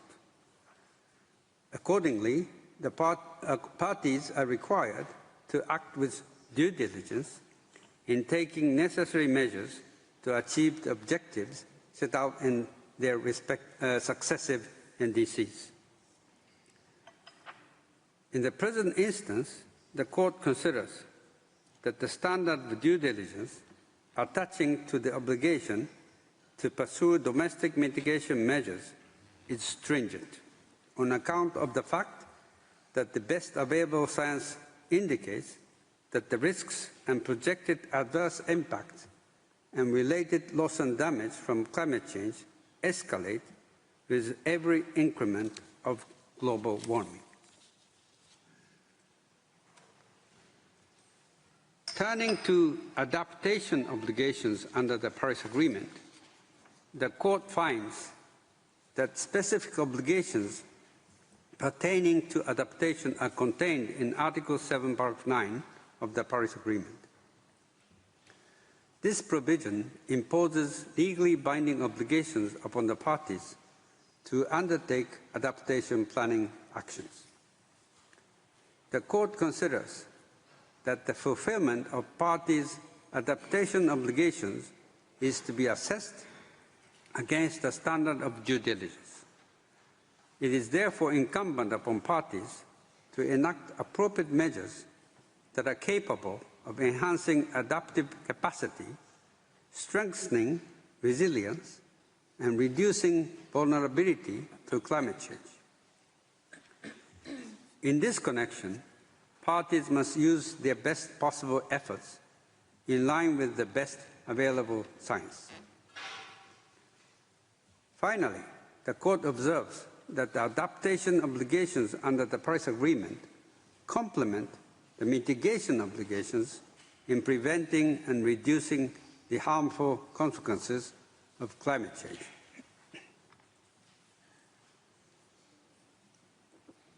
Next, the Court notes that the Paris Agreement establishes obligations of cooperation with respect to specific issue areas such as adaptation and loss and damage.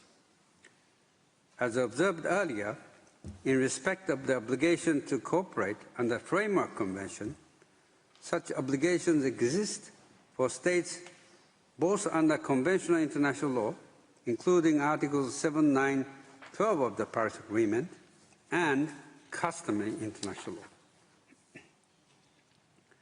These coexisting obligations inform each other, and in the present instance, the Court considers that the customary duty to cooperate for the protection of the environment reinforces the treaty-based cooperation obligations under the Paris Agreement. The Court notes that states are free to select the means of cooperating as long as such measures are consistent with the obligation of good faith and due diligence. The Court considers that the principal forms of cooperation prescribed by the Paris Agreement are financial assistance, technology transfers, and capacity building.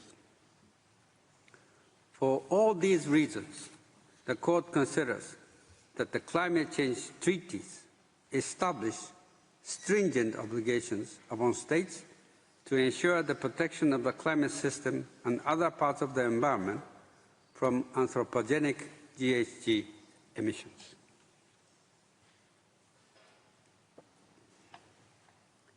The Court then turns to the obligation of states under customary international law relating to climate change.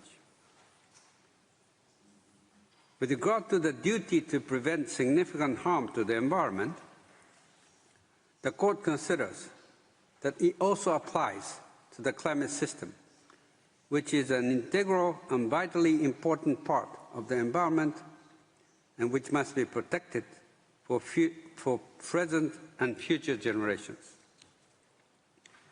There are two main elements of this duty: the environmental harm to be prevented and due diligence as the required standard of conduct. For the duty to prevent to arise, there must be a risk of significant harm to the environment. This is the case either where no harm has yet been caused, but the risk of future significant harm exists, or where some harm has already been caused and there exists a risk of further significant harm. Whether an activity constitutes a risk of significant harm depends on both the probability or foreseeability of the occurrence of harm and its severity or magnitude. It should therefore be determined by, among other factors, an assessment of the risk and level of harm combined.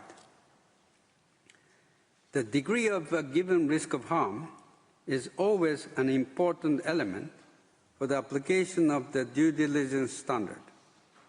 The higher the probability and the seriousness of possible harm, the more demanding the required standard of conduct. The Court is of the view that the risk of significant harm may also be present in situations where significant harm to the environment is caused by the cumulative effect of different acts undertaken by various states and by private actors subject to their respective jurisdiction on control, even if it is difficult in such situations to identify a specific share of responsibility of any particular state. States must assess the possible cumulative effects of their acts and the planned activities under their jurisdiction or control. In the context of climate change, it is the sum of all activities that contribute to anthropogenic GHG emissions over time, not any specific emitting activity, which produces the risk of significant harm to the climate system. The risk associated with the climate change is a consequence of a combination of activities by different states, and that states need to avert the risk through a coordinated and cooperative response. The determination of significant harm to the climate system and other parts of the environment must take into account the best available science. The question whether any specific harm or risk of harm to a state constitute a relevant adverse effect of climate change must be assessed in concreto in each individual situation or case. Accordingly, the Court considers that the diffuse and multifaceted nature of various forms of conduct which contribute to anthropogenic climate change does not preclude the application of the duty to prevent significant harm to the climate system and other parts of the environment. With regard to due diligence as a required standard of conduct, the Court reaffirms that states must fulfill their duty to prevent significant harm to the environment by acting with due diligence. The following elements are particularly relevant when it comes to determining what due diligence requires from a state in a particular situation, including in the context of climate change. First, appropriate rules and measures, including but not limited to regulatory mitigation mechanisms that are designed to achieve the deep, rapid, and sustained reductions of GHG emissions that are necessary for the prevention of significant harm to the climate system, and adaptation measures. Second, the availability of and the need to acquire and analyze scientific and technological information. Third, current standards that may arise from binding and non-binding norms and that may be reflected in certain decisions of the Conference of Parties to the climate change treaties and in recommended technical norms and practices. Fourth, the capabilities of a state as reflected in the principle of common but differentiated responsibilities and respective capabilities. Fifth, scientific information regarding the probability and seriousness of possible harm, as states should not refrain from or delay taking actions of prevention in the face of scientific uncertainty.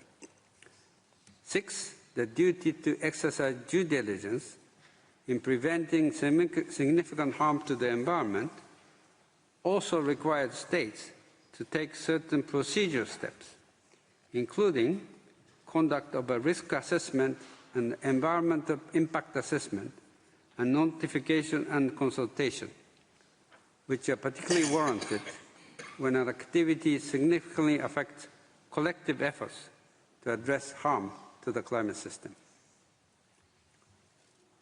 Turning to the duty to cooperate for the protection of the environment, the Court recalls that it has customary character.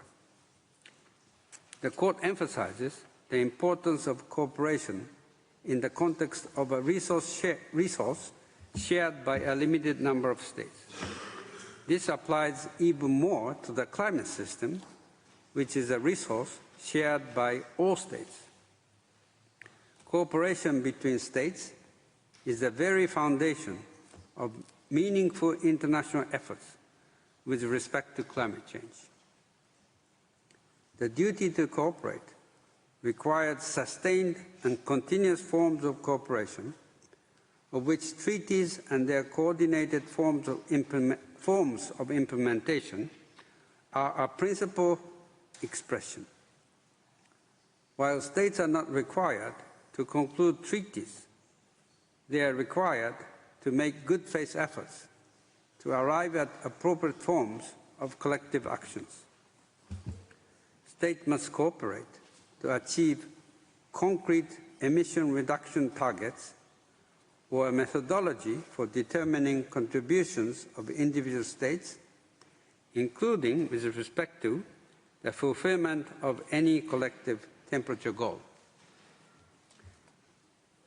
The Court recognizes that the duty to cooperate leaves states some discretion in determining the means for regulating their GHG emissions. However, this discretion cannot serve as an excuse for states to refrain from cooperating with the required level of due diligence or to present their effort as an entirely voluntary contribution which cannot be subjected to scrutiny. The court then turns to the relationship between obligations arising from treaties and those arising from customary international law relating to climate change. The court recalls that the treaty rules and rules of customary international law as norms belonging to two sources of international law retain a separate existence.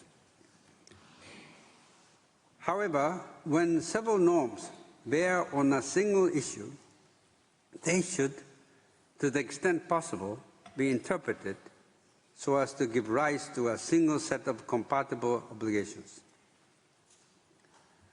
The climate change treaties establish standards that may enable or facilitate the identification and application of the diligence that is due in specific instances.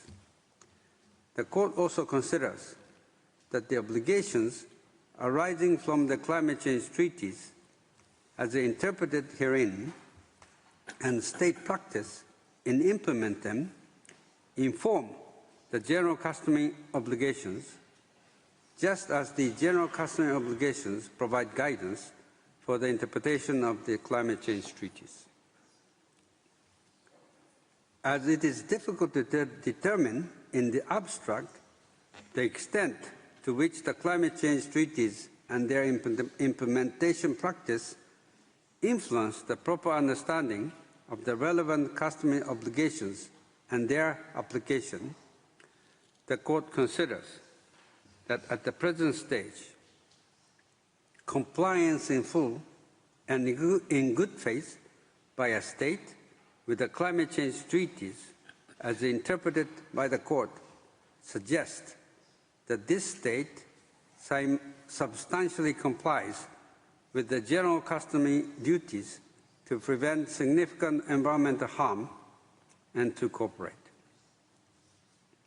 This does not mean, however, that the customary obligations will be fulfilled simply by states complying with their obligations under the climate change treaties.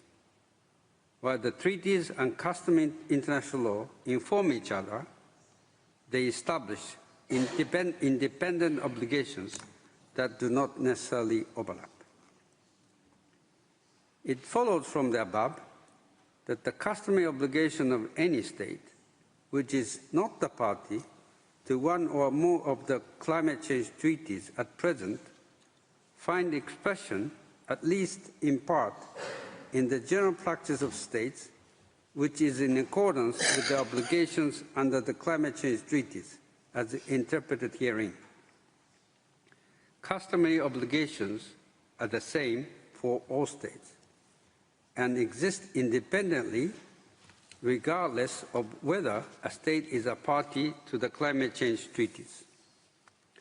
On this basis, the court considers that it is possible that a non-party state which cooperate with the community of state parties to the three climate change treaties in a way that is equivalent to that of a state party may, in certain circumstances, be considered to fulfill its customary obligations through practice that comports with the required conduct of states under the climate change treaties.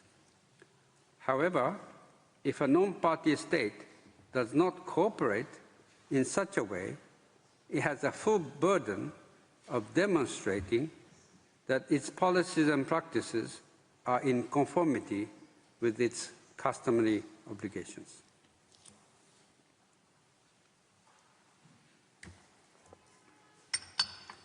The court then addresses the obligation of states under other environmental treaties. It examines in turn the relevant obligations in the Ozone Layer Convention, the Montreal Protocol, the Biodiversity Convention, and the Desertification Convention, and concludes that the obligation under those treaties are obligations that contribute to ensuring the protection of the climate system as a whole. The Court considers that the environmental treaties it addresses, the climate change treaties, and the relevant obligation under customary international law inform each other. State parties must therefore take their obligations under these environmental treaties into account when implementing the obligations under the climate change treaties and under customary international law, just as they must take their obligations under the climate change treaties and under customary international law into account when implementing their obligations under these environmental treaties. The Court then turns to the obligation of states under UNCLOS. The Court is of the view that anthropogenic GHG emissions may be characterized as pollution of the marine environment within the meaning of UNCLOS. The Court therefore considers that Part 12 of UNCLOS on the protection of the marine environment is applicable in the context of anthropogenic GHG emissions and is thus relevant to answering question A in the present advisory proceedings. On this basis, the Court considers the most relevant obligation of states under UNCLOS to ensure the protection of the climate system. In the view of the Court, the obligation under Article 192 of UNCLOS consists of a positive obligation to take measures to protect and preserve the marine environment and a negative obligation not to degrade it. Standard of due diligence to be applied when complying with the obligation to protect and preserve the marine environment is stringent.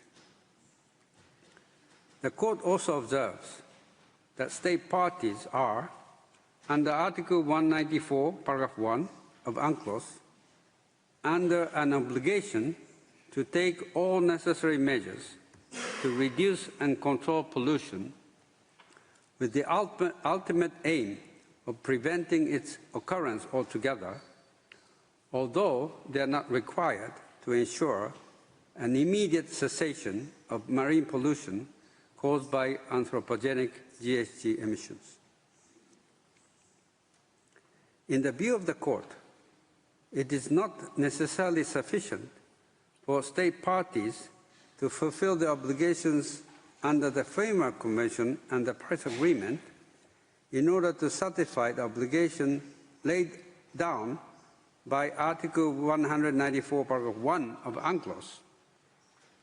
The Court considers that what constitutes a necessary measure within the meaning of that provision should be assessed according to objective criteria, taking into account the best available science, international rules and standards relating to climate change, and the available means and capabilities of the state concerned, including their different national circumstances.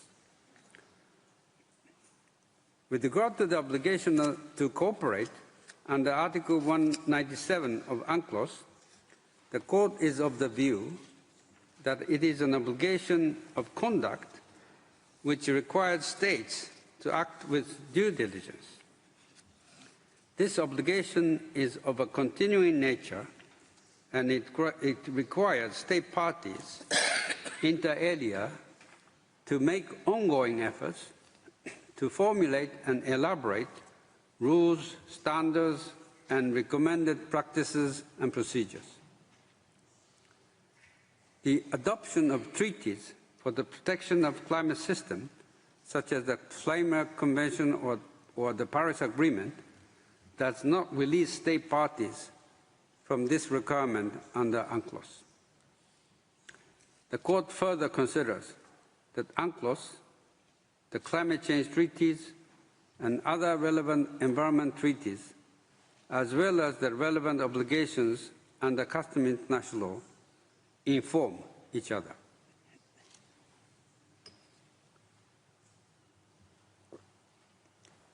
The Court then turns to the obligation of states in relation to sea level rise and related issues.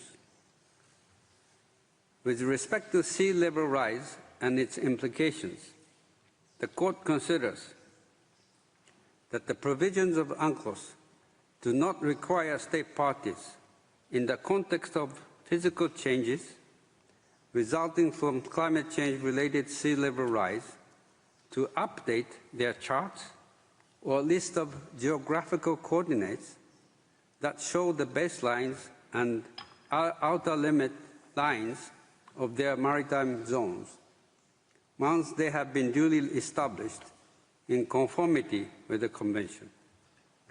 For this reason, state parties to UNCLOS are under no obligation to update such charts or list of geographical coordinates.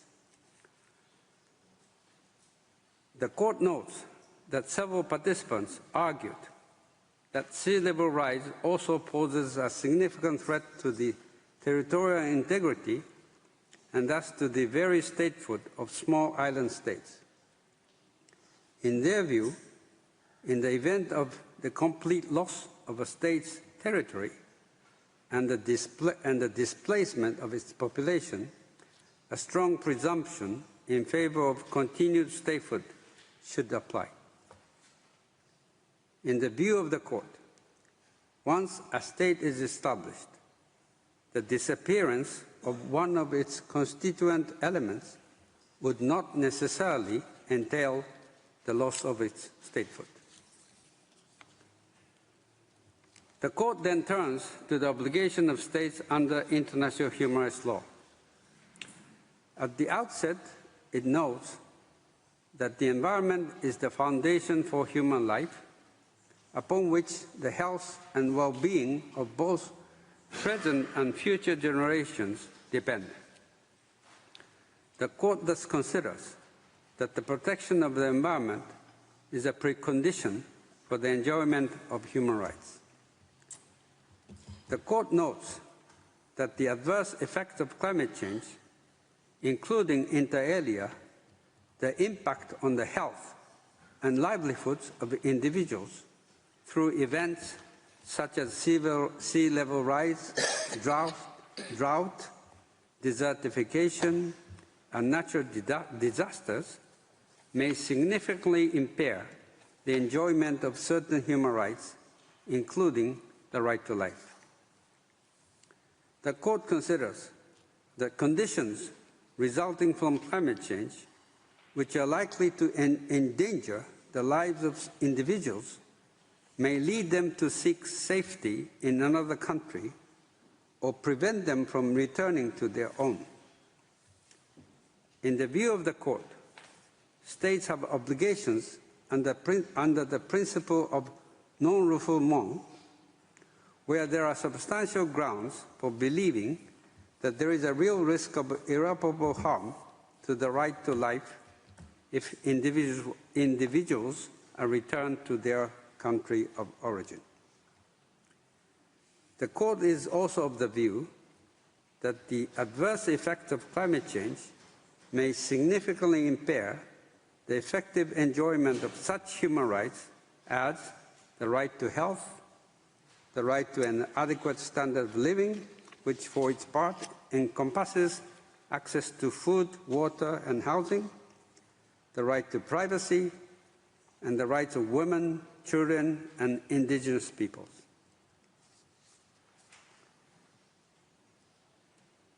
The Court considers that a clean, healthy, and sustainable environment is a precondition for the enjoyment of many human rights, such as the right to life, right to health, and the right to an adequate standard of living, including access to water, food, and housing.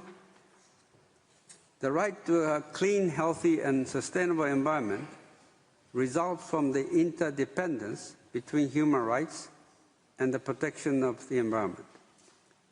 Consequently, insofar as state parties to human rights treaties are required to guarantee the effective enjoyment of such rights, it is difficult to see how these obligations can be fulfilled without at the same time ensuring the protection of the right to a clean, healthy, and sustainable environment as a human right.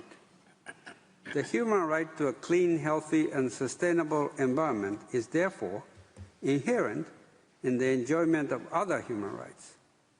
The Court thus concludes that under international law, the human right to a clean, healthy, and sustainable environment is essential for the enjoyment of other human rights. With regard to the territorial scope of certain universal human rights treaties that are relevant to answering question A, the Court recalls that it has previously recognized the applicability of human rights treaties when a state exercises jurisdiction outside its territory. In the context of the present advisory proceedings, the Court need not determine the specific circumstances under which a state can be regarded as exercising its jurisdiction outside its own territory, since any such determination depends on the provisions of each treaty. The Court emphasizes in this regard that the scope of human rights treaty law and that of customary law are distinct.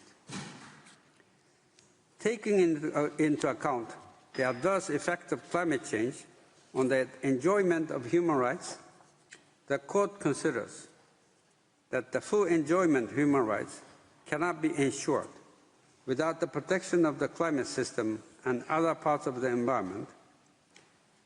In order to guarantee the effective enjoyment of human rights, states must take measures to protect the climate system and other parts of the environment. Under international human rights law, states are required to take necessary measures in this regard. The Court is of the view that international human rights law, the climate change treaties, and other relevant environmental treaties, as well as the relevant obligations under customary international law, inform each other.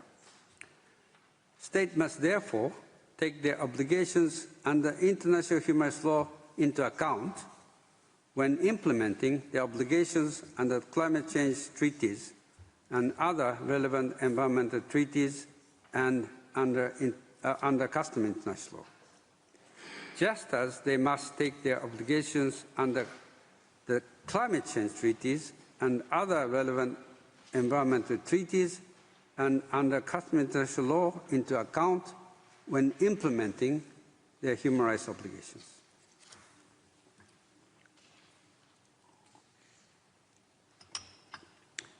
The Court then turns to question B.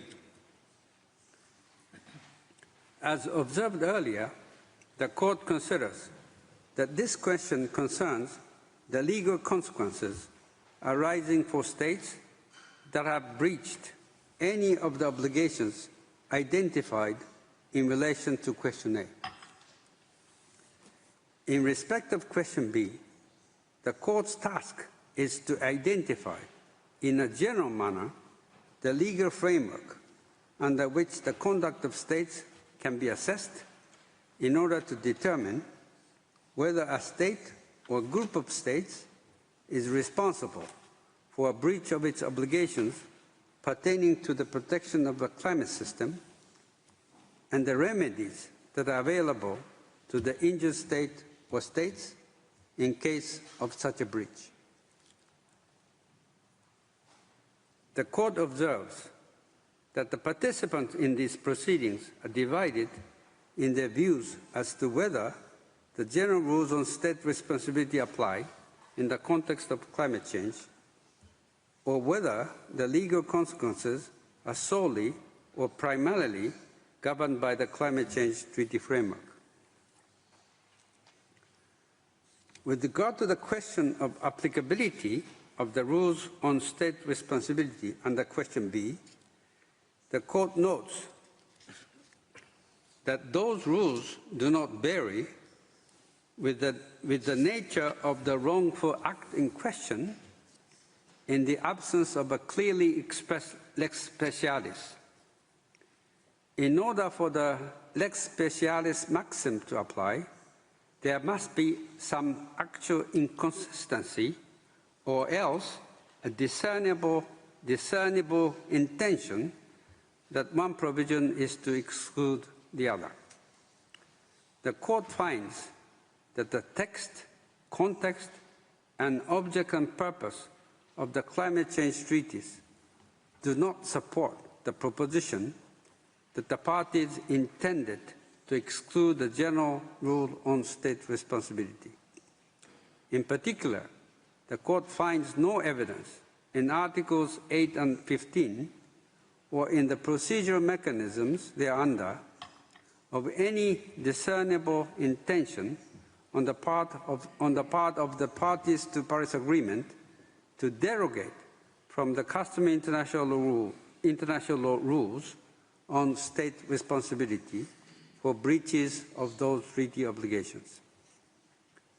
The Court concludes that responsibility for breaches of obligations under the climate change treaties and in relation to the loss and damage associated with the adverse effects of climate change is to be determined by applying the well-established rules on state responsibility under customary international law.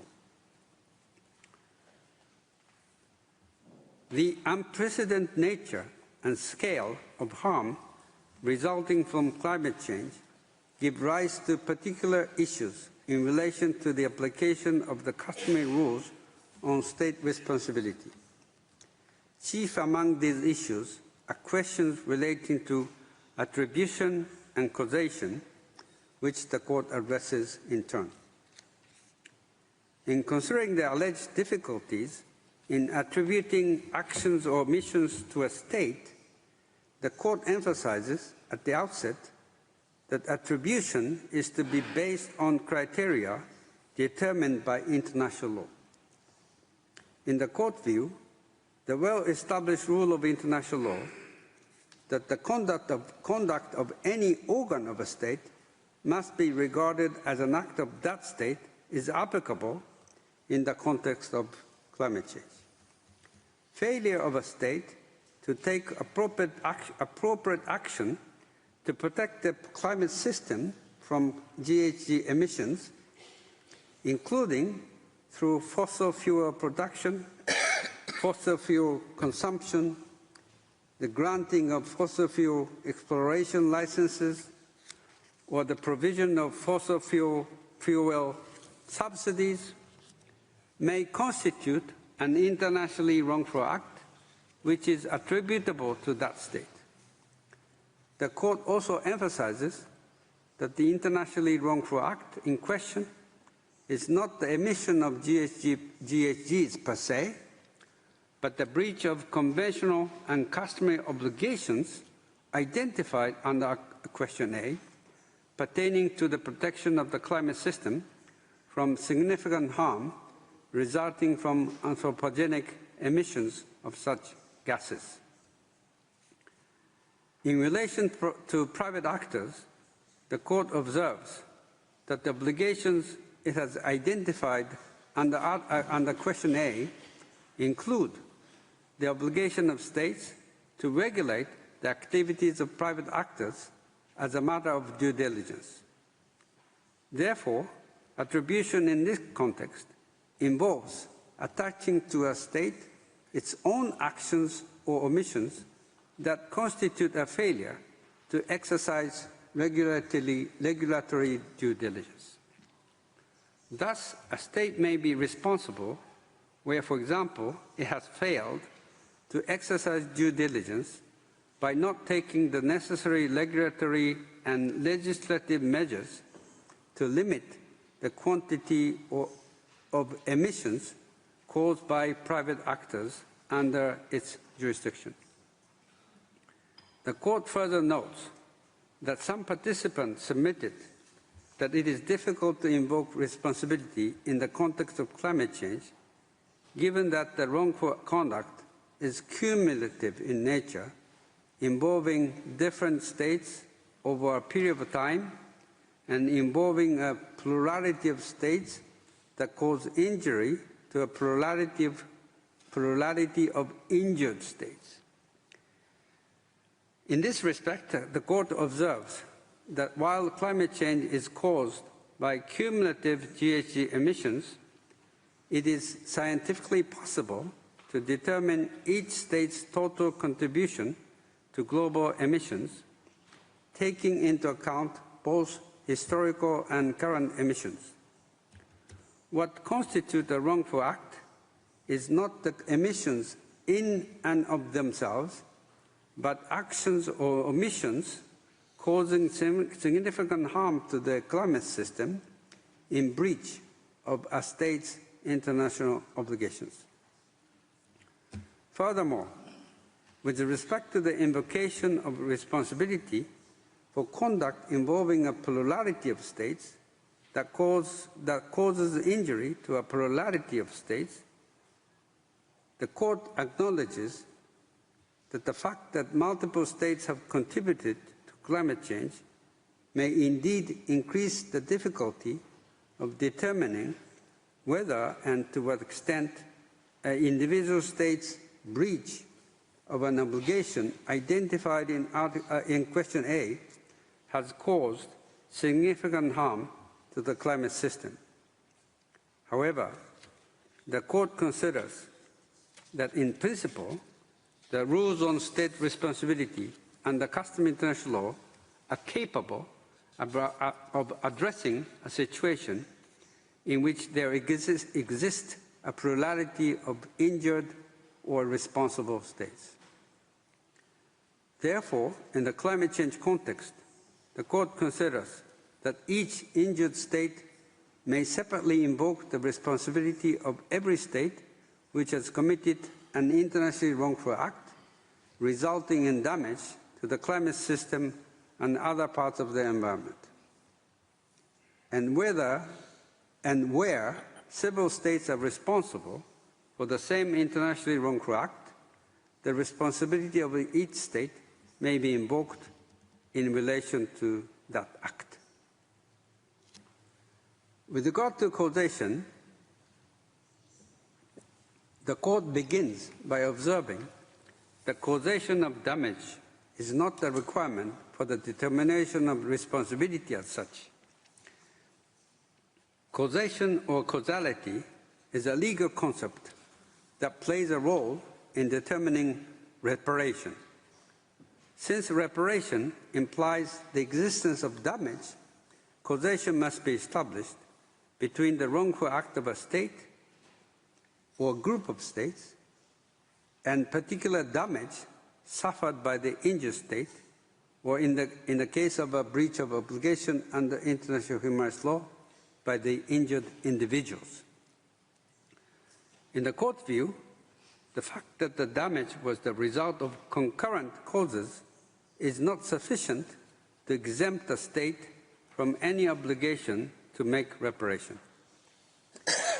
The existing legal standard for establishing causation, which has been developed in the jurisprudence of the Court, is capable of being applied to the establishment of causation between the internationally wrongful act of non-compliance with states' obligations to protect the climate system and the damage suffered by states as a result of such a wrongful act.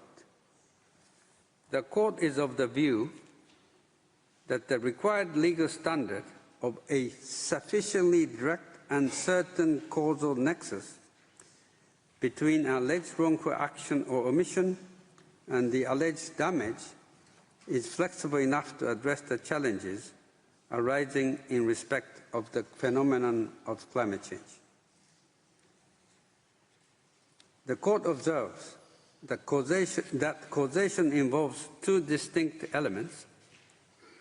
First, whether a given climate event or trend can be attributed to anthropogenic climate change, and second, to what extent damage caused by climate change can be attributed to a particular state or group of states. While the second element must be established in concreto in respect of specific claims brought by states in respect of damage, in many cases, the first elements may be addressed by recourse to science. The scientific evidence adduced in these proceedings establishes that significant harm to the climate system has been caused as a result of anthropogenic GHG emissions. The Court has observed in the past, I quote, "In cases of alleged environmental damage, particular issues may arise with respect to the existence of damage and causation. The damage may be due to several concurrent causes or the state of science regarding the causal link between the wrongful act and the damage may be uncertain.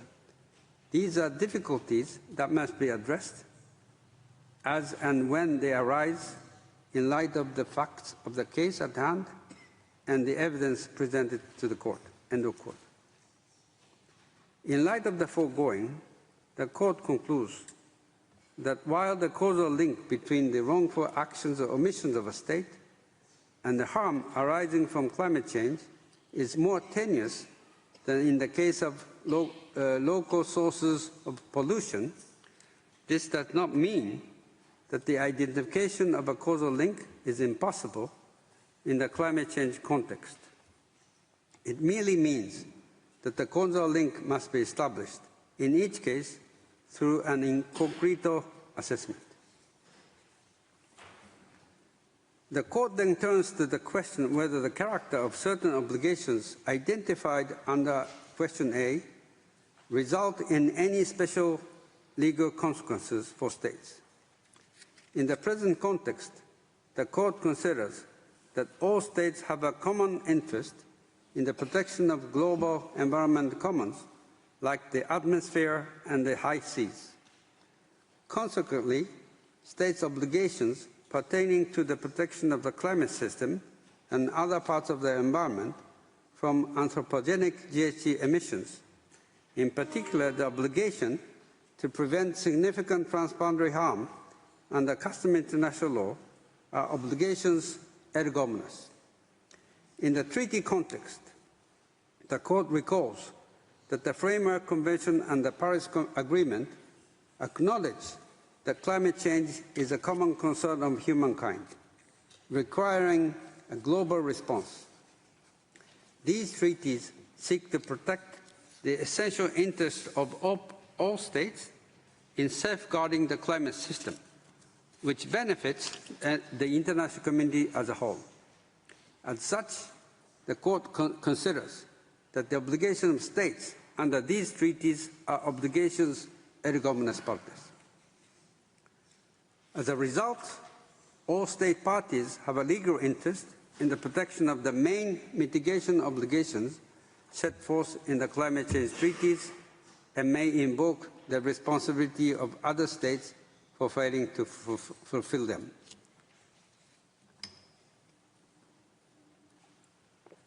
The Court then turns to the legal consequences arising from wrongful acts. The Court cannot, in the context of these advisory proceedings, specify precisely what consequences are entailed by the commission of an internationally wrongful act of breaching obligations to protect the climate system from the anthropogenic GHG emissions, since such consequences, depending on the specific breach in question and on the nature of the particular harm. As a general observation, the Court notes that breaches of state obligations under question A may give rise to the entire panoply of legal consequences provided for under the law of state responsibility. The Court also notes that breaches of states' obligations do not affect the continued duty of the responsible state to perform the obligation breached. Under customary international law, a state responsible for an internationally wrongful act is under an obligation to cease that act if it is continuing, and if the breached obligation is still in force. In this context, the Court is of the view that the obligation to put an end to the wrongful act may require a state to revoke all administrative, legislative, and other measures that constitute an intentionally wrongful act of that state. The duty of cessation may also require states to employ all means at their disposal to reduce their GHG emissions and to take other measures in a manner and to the extent that ensures compliance with their obligations. Additionally, in appropriate circumstances, a responsible state could be required to offer appropriate assurances and the guarantees of non-repetition. Concerning the duty to make reparation, the appropriate nature and quantum of reparations cannot be assessed in the abstract and depends on the circumstances of a particular case. The Court observes that the remedy of restitution, which involves the re-establishment of the situation that existed before the wrongful act was committed, may prove difficult or unfeasible in the case of environmental harm, since such harm is often not easily reversible.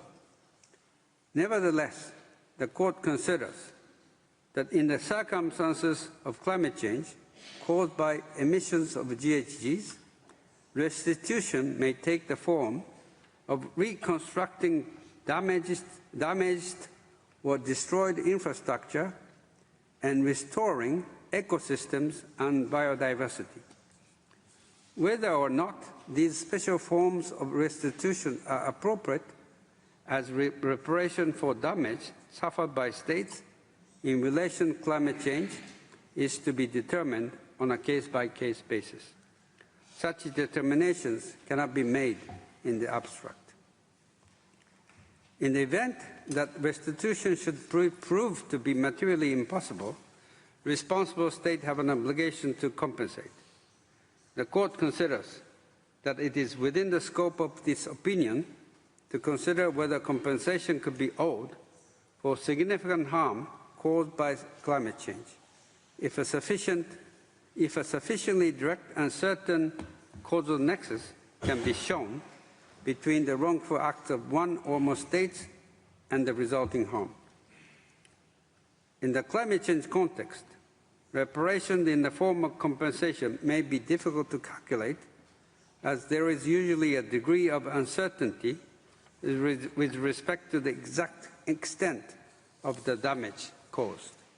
Finally, whether satisfaction is warranted for a violation by a state or states of obligations regarding the emission of GHGs and what form that satisfaction could take will depend on the nature and circumstances of the breach.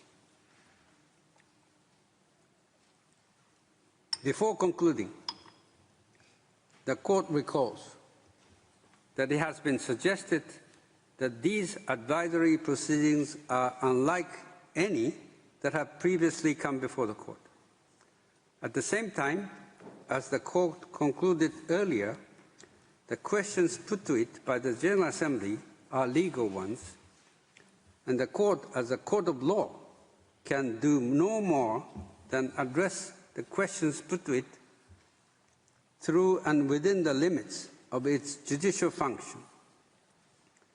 This is the Court's assigned role in the international legal order. However, the questions posed by the General Assembly represent more than a legal problem. They concern an existential problem of planetary proportions that imperils all forms of life and the very health of our planet. International law, whose authority has been invoked by the General Assembly, has an important but ultimately limited role in resolving this problem. A complete solution to this daunting and self-inflicted problem requires the contribution of all fields of human knowledge, whether law, science, economics, or any other. Above all, a lasting and satisfactory solution requires human will and wisdom at the individual, social, and political levels to change our habits, comforts, and current way of life in order to secure a future for ourselves and those who are yet to come. Through this opinion, the Court participates in the activities of the United Nations and the international community represented in that body with the hope that its conclusions will allow the law to inform and guide social and political action to address the ongoing climate crisis. For these reasons, the Court, 1, unanimously finds that it has jurisdiction to give the advisory opinion requested. 2, unanimously decides to comply with the request for an advisory opinion. 3, as regards question A put by the General Assembly, A, unanimously is of the opinion that the climate change treaties set forth binding obligations for state parties to ensure the protection of the climate system and other parts of the environment from anthropogenic greenhouse gas emissions. These obligations include the following. A, state parties to the United Nations Framework Convention on Climate Change have an obligation to adopt measures with a view to contributing to the mitigation of greenhouse gas emissions and adapting to climate change. B, state parties listed in Annex 1 to the United Nations Framework Convention on Climate Change have additional obligations to take the lead in combating climate change by limiting their greenhouse gas emissions and enhancing their greenhouse gas sinks and reservoirs.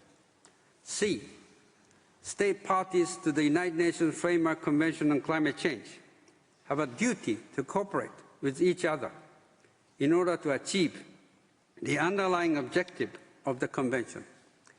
D, state parties to the Kyoto Protocol must comply with the applicable provisions of the protocol.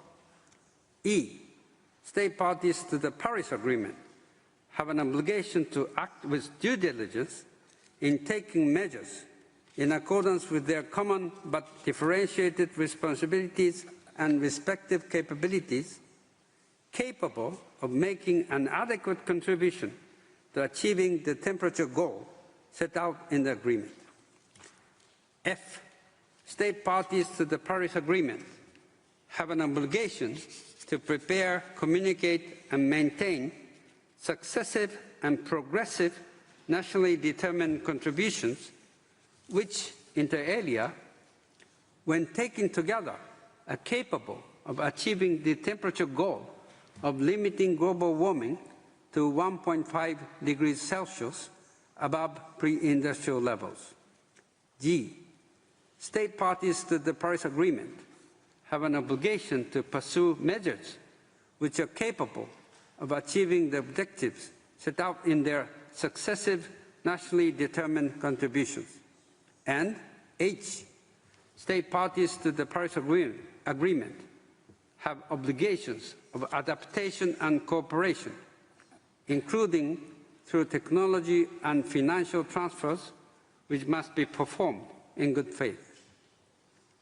B, unanimously, is of the opinion that customary international law sets forth obligation for states to ensure the protection of the climate system and other parts of the environment from anthropogenic greenhouse gas emissions. These obligations include the following. A, states have a duty to prevent significant harm to the environment by acting with due diligence and to use all means at their disposal to prevent activities carried out within their jurisdiction or control from causing significant harm to the climate system and other parts of the environment in accordance with their common but differentiated responsibilities and respective capabilities. B, states have a duty to cooperate with each other in good faith to prevent significant harm to the climate system and other parts of the environment, which requires sustained and continuous forms of cooperation by states when taking measures to prevent such harm. C, unanimously, is of the opinion that state parties to the Vienna Convention for the Protection of the Ozone Layer and to the Montreal Protocol on substances that deplete ozone layer and its Kigali Amendment, the Convention on Biological Diversity, and the United Nations Convention to combat desertification in those countries experiencing serious drought and or desertification, particularly in Africa, have obligations under these treaties to ensure the protection of the climate system and other parts of the environment from anthropogenic greenhouse gas emissions. D, unanimously, is of the opinion that state parties to the United Nations Convention on the Law of the Sea have an obligation to adopt measures to protect and preserve the marine environment, including from the adverse effects of climate change, and to cooperate in good faith. E, unanimously, is of the opinion that states have obligations under international human rights law to respect and ensure the effective enjoyment of human rights by taking necessary measures to protect the climate system and other parts of the environment. 4, as regards question B put by the General Assembly, unanimously is of the opinion that the breach by a state of any obligations identified in response to question A constitute an internationally wrongful act entailing the responsibility of that state. The responsible state is under a continuing duty to perform the obligation breached. The legal consequences resulting from the commission of an internationally wrongful act may include the obligations of A, cessation of the wrongful actions or omissions if they are continuing, B, providing assurances and guarantees of non-repetition of wrongful actions or omissions if circumstances so require, and C, full reparation to injured states in the form of restitution, compensation, and satisfaction, provided that the general conditions of the law of state responsibility are met, including that a sufficiently direct and certain causal nexus can be shown between the wrongful act and injury. I shall now call upon the registrar to read the operative part of the opinion in French. Par ces motifs. For these reasons, the Court, 1, unanimously finds that it has jurisdiction to give the advisory opinion requested. 2, unanimously decides to comply with the request for an advisory opinion. 3, as regards question A, put by the General Assembly, A. Unanimously, is of the opinion that the climate change treaties set forth binding obligations for states parties to ensure the protection of the climate system and other parts of the environment from anthropogenic greenhouse gas emissions. These obligations include the following. A. States parties to the United Nations Framework Convention on Climate Change have an obligation to adopt measures with a view to contributing to the mitigation of greenhouse gas emissions and adapting to climate change. B. States parties listed in Annex 1 to the United Nations Framework Convention on Climate Change have additional obligations to take the lead in combating climate change by limiting their greenhouse gas emissions and enhancing their greenhouse gas sinks and reservoirs. C. States parties to the United Nations Framework Convention on Climate Change have a duty to cooperate with each other in order to achieve the underlying objective of the Convention. D. States parties to the Kyoto Protocol must comply with applicable provisions of the Protocol. E. States parties to the Paris Agreement have an obligation to act with due diligence in taking measures in accordance with their common but differentiated responsibilities and respective capabilities, capable of making an adequate contribution to achieving the temperature goal set out in the agreement. F. States parties to the Paris Agreement have an obligation to prepare, communicate and maintain successive and progressive nationally determined contributions which, inter alia, when taken together, are capable of achieving the temperature goal of limiting global warming to 1.5% above pre-industrial levels. G. States parties to the Paris Agreement have an obligation to pursue measures which are capable of achieving the objectives set out in their successive nationally determined contributions. And H. States parties to the Paris Agreement have obligations of adaptation and cooperation, including through technology and financial transfers, which must be performed in good faith. B. Unanimously, is of the opinion that customary international law sets forth obligations for states to ensure the protection of the climate system and other parts of the environment from anthropogenic greenhouse gas emissions. These obligations include the following. A. States have a duty to prevent significant harm to the environment by acting with due diligence and to use all means at their disposal to prevent activities carried out within their jurisdiction or control from causing significant harm to the climate system and other parts of the environment, in accordance with their common but differentiated responsibilities and respective capabilities. B. States have a duty to cooperate with each other in good faith to prevent significant harm to the climate system and other parts of the environment, which requires sustained and continuous forms of cooperation by states when taking measures to prevent such harm. C.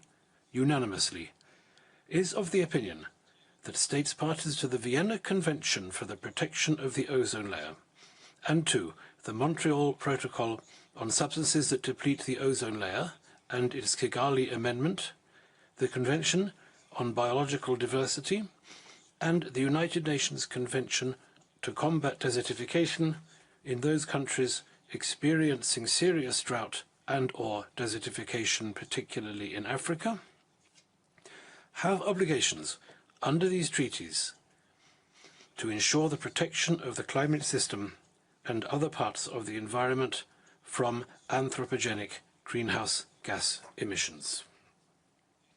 D.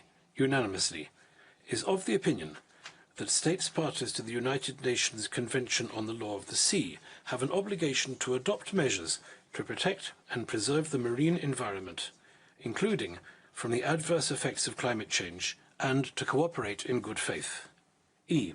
Unanimously, is of the opinion that states have obligations under international human rights law to respect and ensure the effective enjoyment of human rights by taking necessary measures to protect the climate system and other parts of the environment. 4. As regards question B put by the General Assembly, unanimously is of the opinion that a breach by a state of any obligations identified in response to question A constitutes an internationally wrongful act, entailing the responsibility of that state. The responsible state is under a continuing duty to perform the obligation breached. The legal consequences resulting from the commission of an internationally wrongful act may include the obligations of A. Cessation of the wrongful acts or emissions, if they are continuing. B. Providing assurances and guarantees of non-repetition of wrongful acts or emissions, if circumstances so require. And C.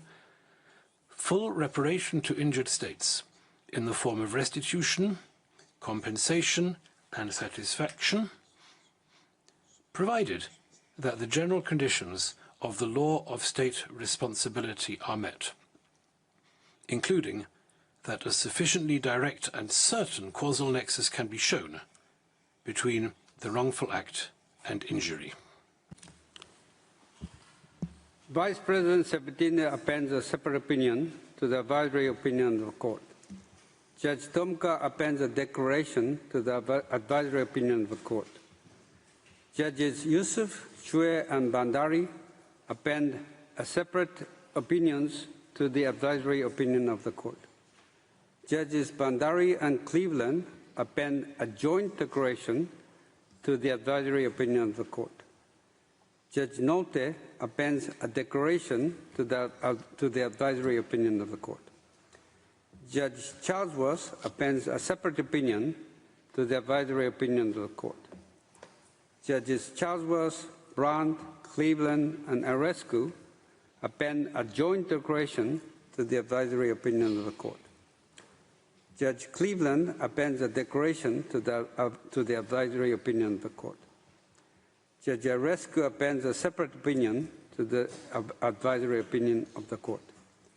Judge Tladi appends a declaration to the advisory opinion of the court. The text of the opinion is available from today in TypeScript. It will also be available almost immediately on the court's internet site. The printed text will be available in the near future. As the court has no other business before it, I declare the sitting closed.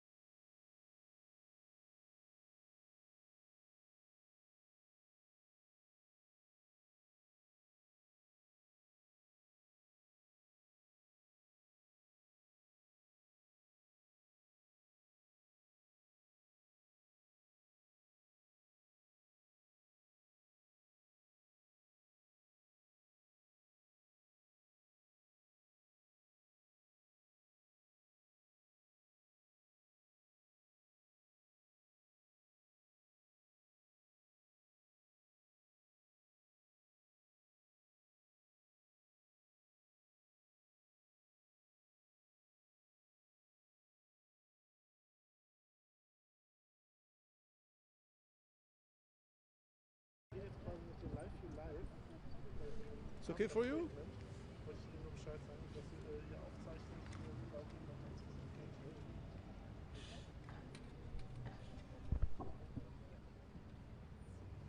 Ja, Tilo macht das jetzt gerade. Wir sind gerade mit der Lampe. Oui, c'est bon. Okay. Da sollte was kommen jetzt. You want me to speak?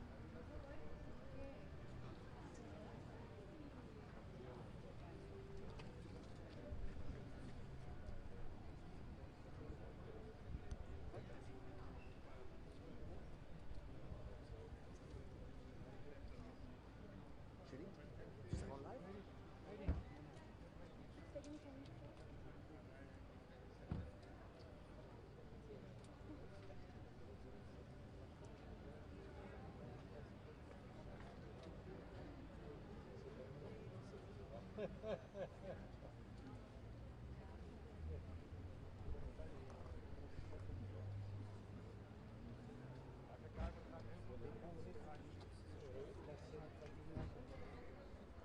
think you're in the feel of the conversation.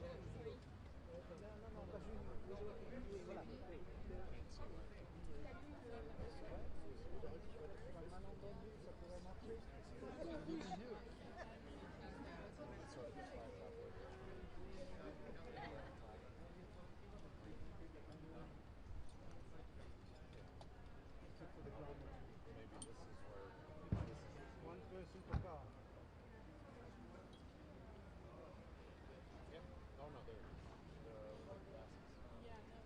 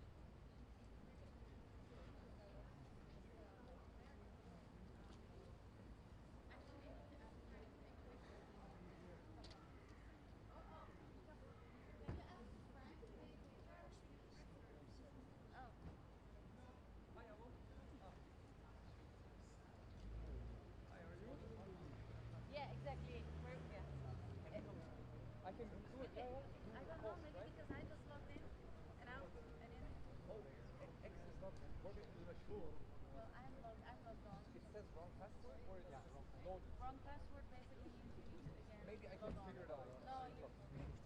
Wait, try again with the password, put a space. No, but you already have the time now. Okay, Do I'll it. do it. Otherwise I'll do it with you, but do you have the text of the tweet? Of course. Okay. Soweit, ja. Soweit, ja. Press release summary Also, of it. ich kann nicht klagen.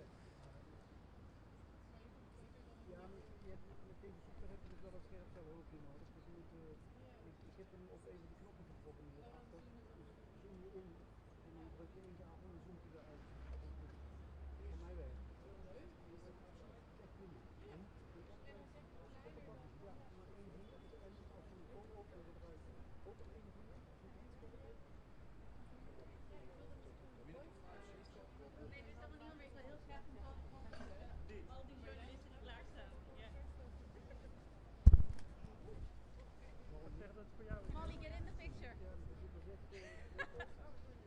That work?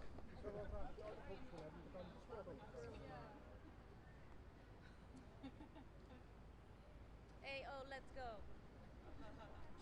Thank you.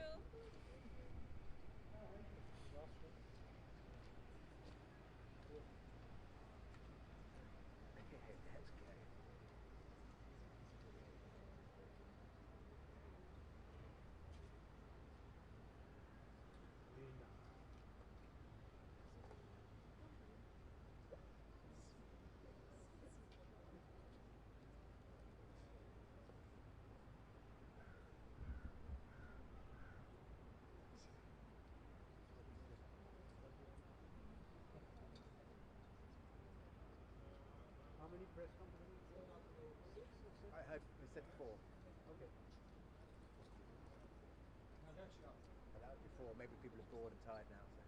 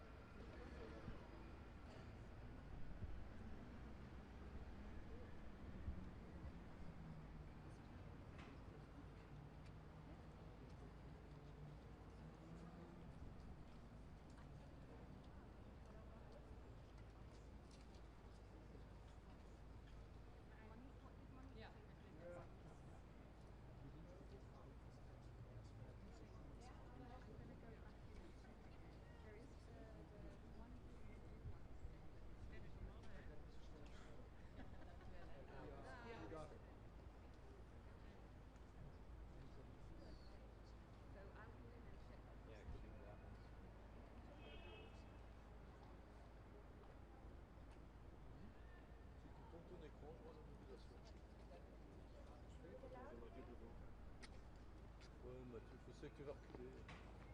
T'inquiète, Ouais, mais comme ça, je dois pas baisser la tête, c'est de la paresse en fait.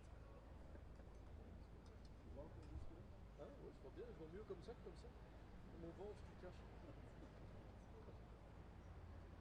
Mais tu vois mon micro? J'essaie un peu de faire des petites économies de batterie. Tu vois mon micro ou pas beaucoup? Là, je vois plus beaucoup.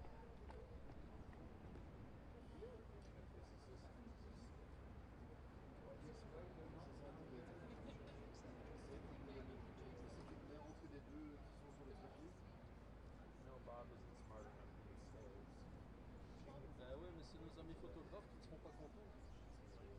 Je veux bien essayer.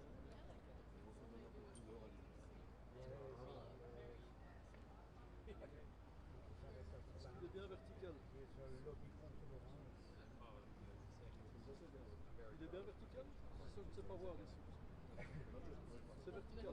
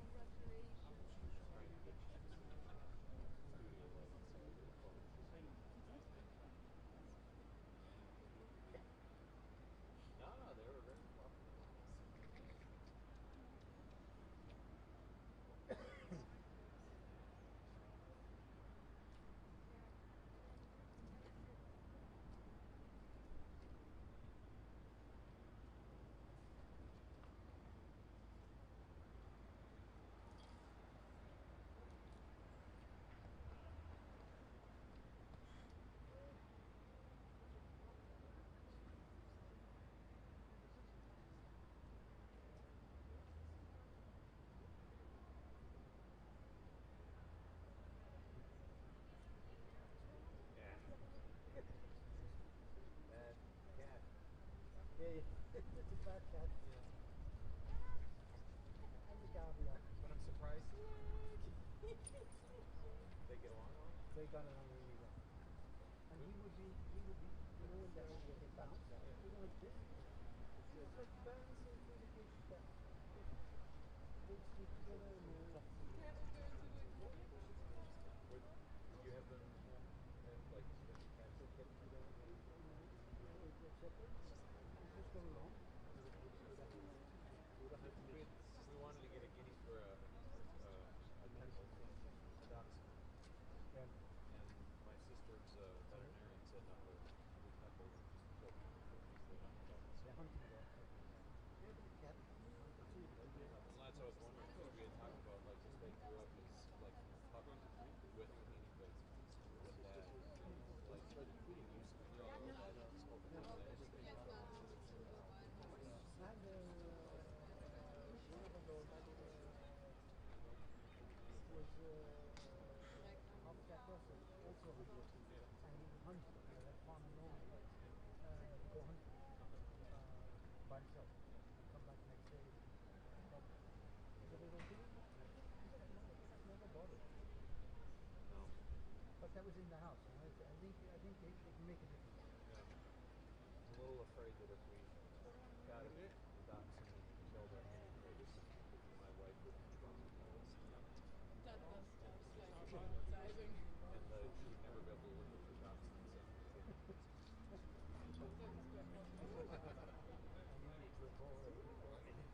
No, I'm like expanding guinea pigs. So I would have a little bit of trouble with that having to manage people.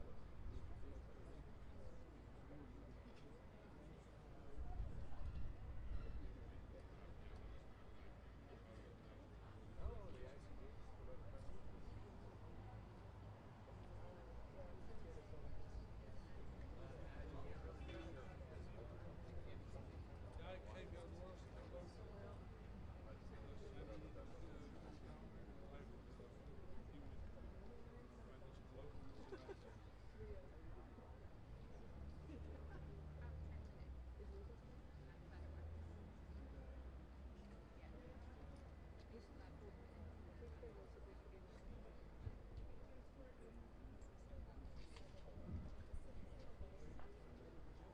So, we've just been asked to wait about another 10 minutes. They're just having a discussion and then they'll come out. Okay, I'm gonna go grab my phone. It's okay, thank you.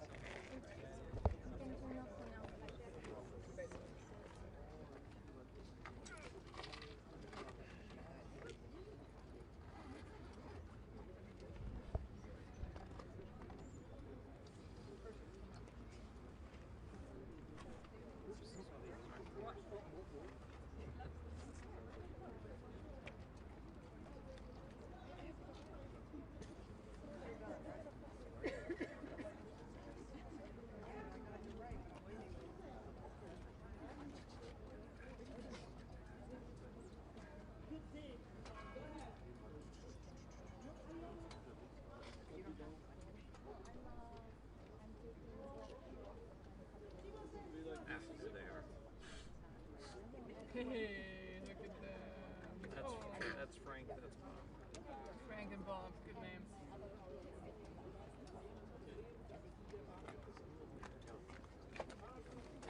We had Joe for a while, but then I like this guy as well. she had, because I guess guinea pigs are really susceptible to stomach issues. Well, all they do is eat anything. And she had a stomach issue. I'll leave it at that. We'll be standing here. Yeah. Okay. You didn't run away? No choice. Always just put the cage in front.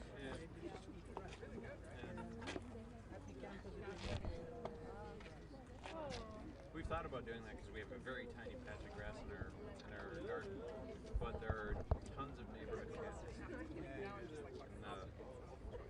I have a feeling that they won't be as friendly as.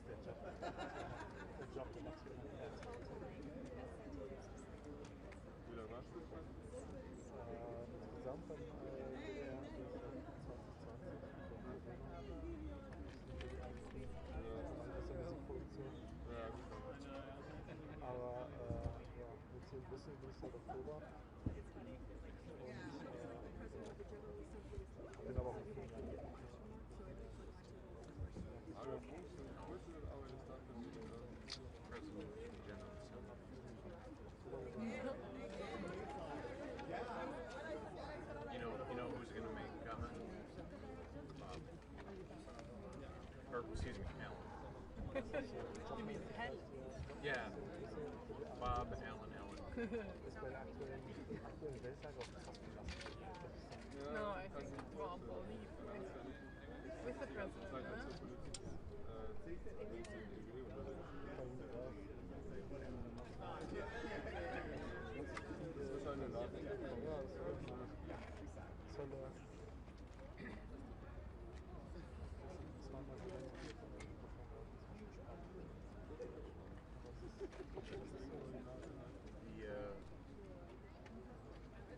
Security, like, I don't know if they're like East Pals and Police. But they look like they're right out of Chicago or something. Yeah.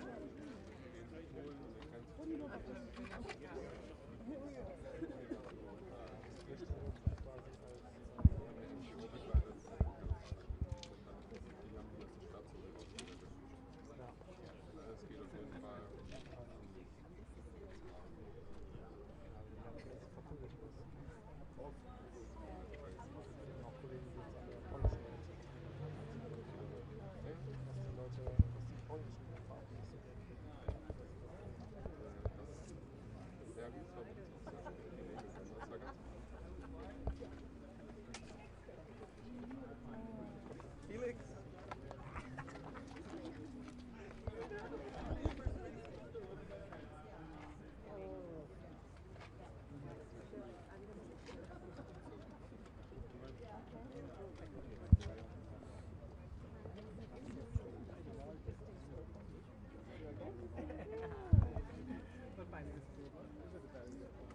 Ja, positief.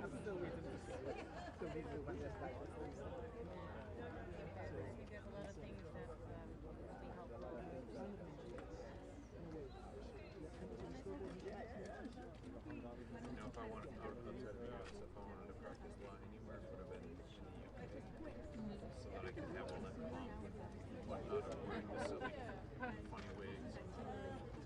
I understand. So, but maybe you could also get a bit bored. Yeah, I suppose like after the second time for it, then you're like, oh, I gotta put all that crap on.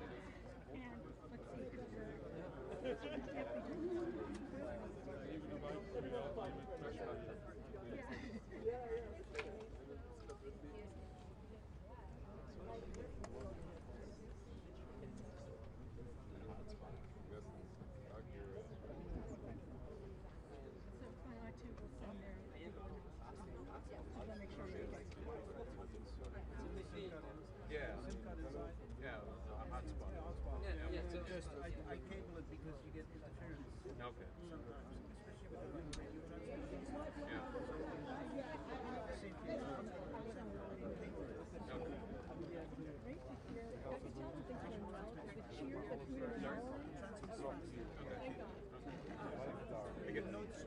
I guess that makes sense because it's not using the same descendant to. Ja, dat doe ik zo maar even al. Dus die daar staat, die zat ook naar beneden. Dat werd maar niet getrokken.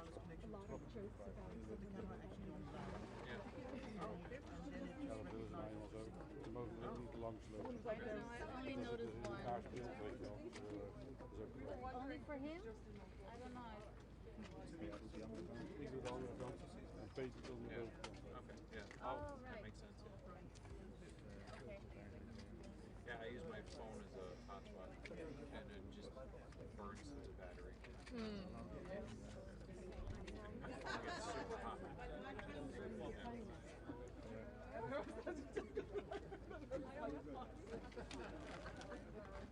Ja, nou, we gaan maar de jij achter mij, oké? Zit je maar mee? Dat is goed, dat is goed.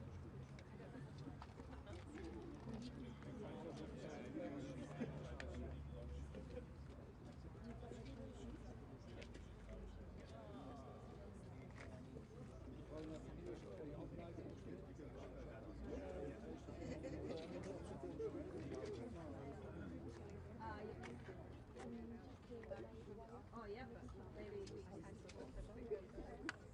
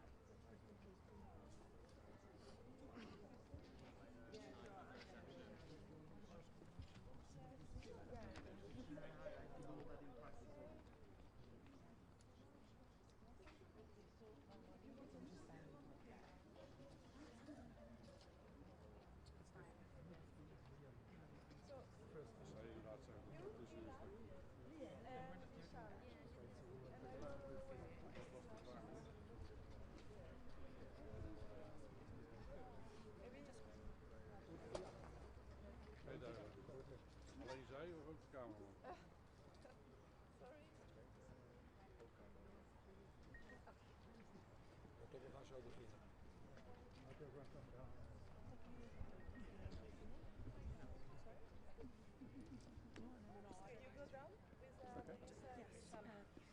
you all could maybe, maybe everyone could stand. Minister Regan Vanu, Mr. Kiloway, maybe over here, and Michelle next to them. Maybe on this Margareta and Julian and Coral.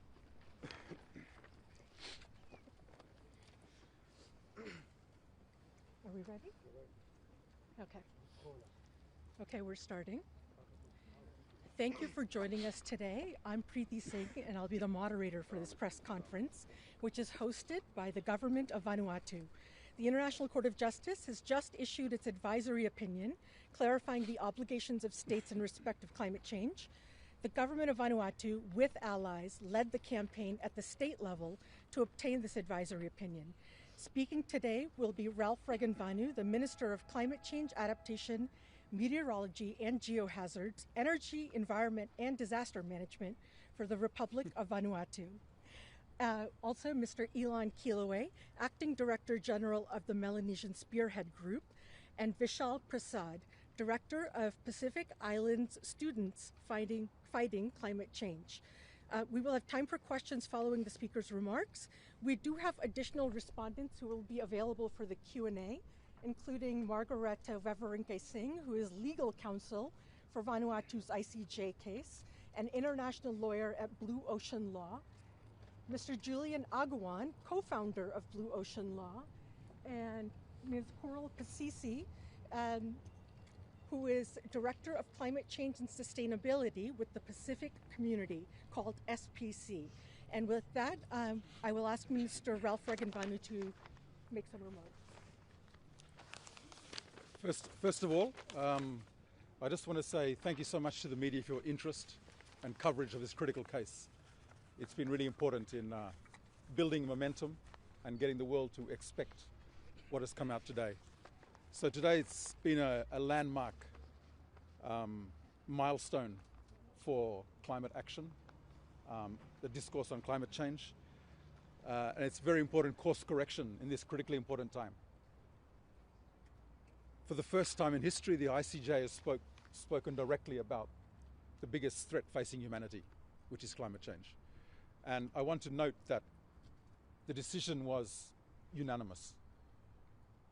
And it reminds me of 29th of March last year, when the General Assembly referred the question here, and it was also unanimous, which is the first time in the history of referrals to the ICJ. And I don't know to what extent this unanimity of the court is historic as well, but it really points to the critical nature of this issue and also the consensus of most people in the world that we need to really address it as a matter of urgency.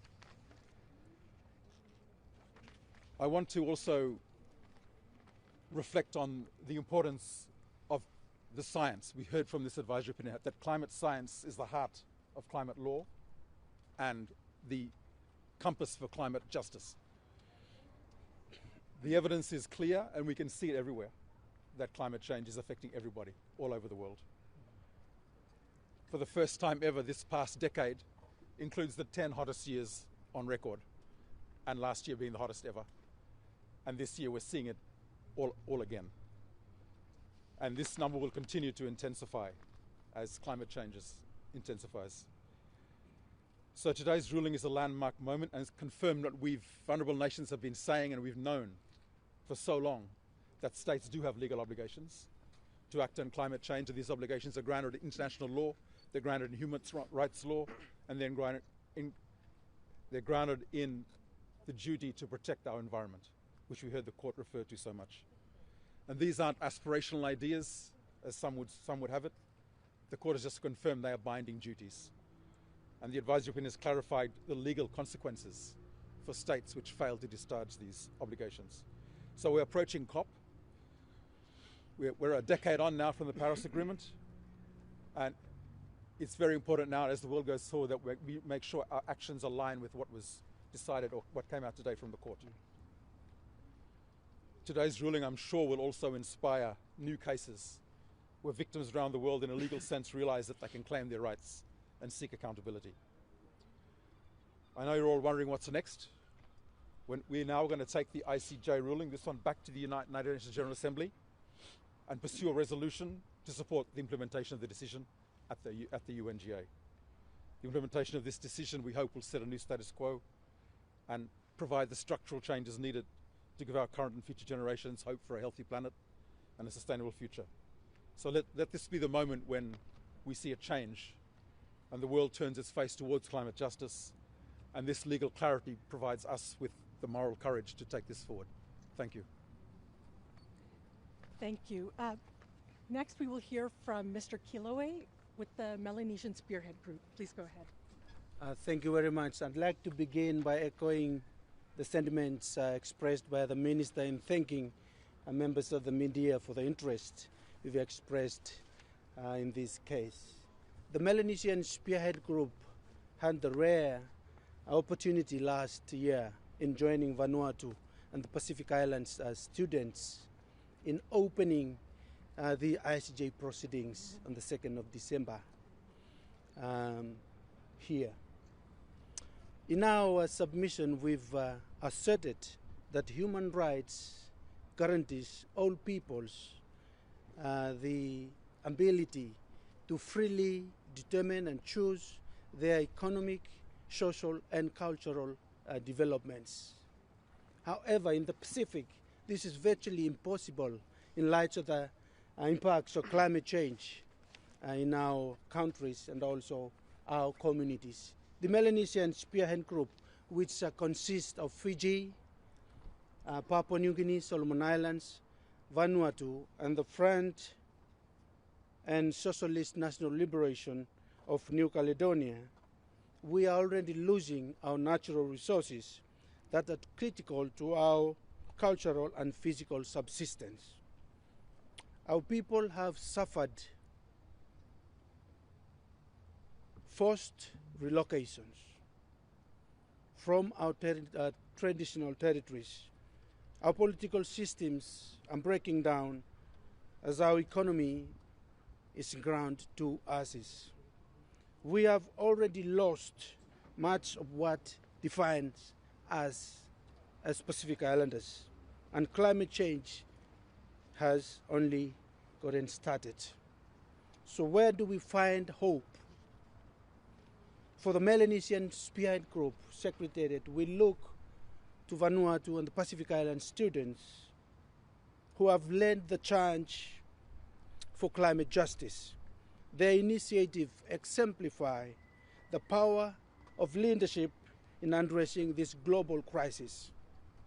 Having the ICJ, the highest court in the world, to address the climate crisis is an idea that began from a spark of hope from our Pacific youth.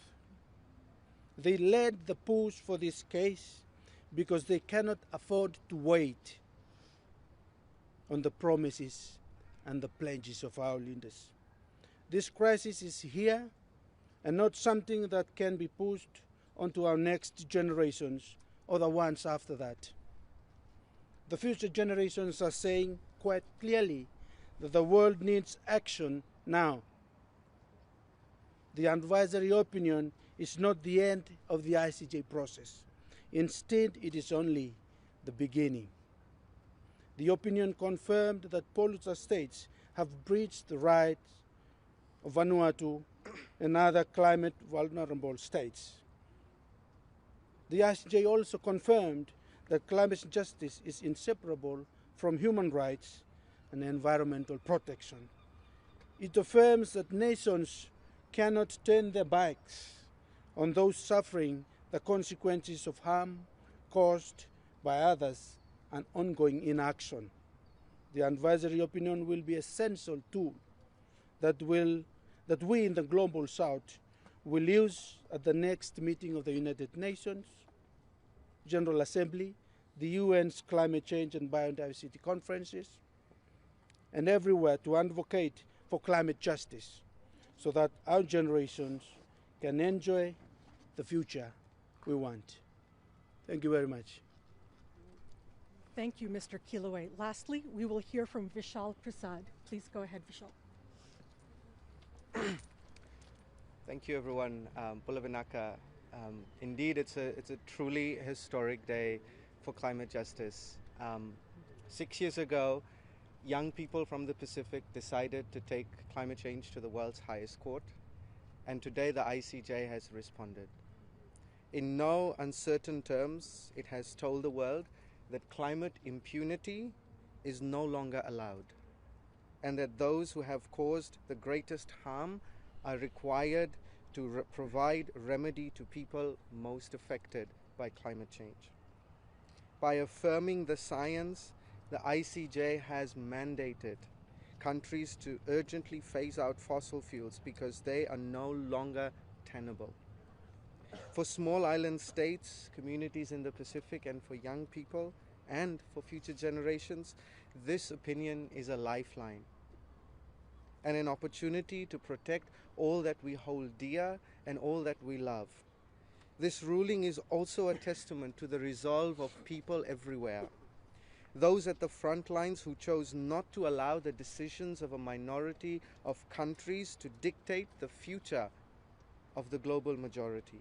Instead, this advisory opinion today provides us a foundation to build a better, sustainable, and more equitable future for all of us. I am convinced now that there is hope and that we can return to our families and communities back home in the Pacific saying the same. Today is historic for climate justice, and we are one step closer to realizing this. Thank you. Thank you, Vishal. Now we will take questions from here at the Peace Palace and some from the Zoom chat. Please raise your hand if you have a question and state your name, media outlet, and to whom you are asking the question. Go ahead. Cynthia from Reuters. I wanted to address my question to maybe Ralph and Margareta. Can you explain how this ruling might be used in further climate litigation from states against polluting states? Because we've heard that they have an extra obligation. Can you kind of draw out how they would use it, and do you have plans to seek other cases?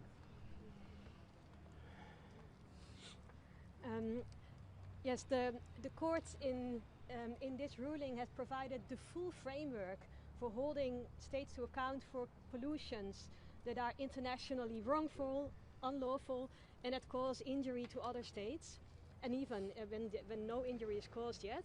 But if injury is caused, then states who suffer that injury can essentially claim reparations from the state that has caused the harm.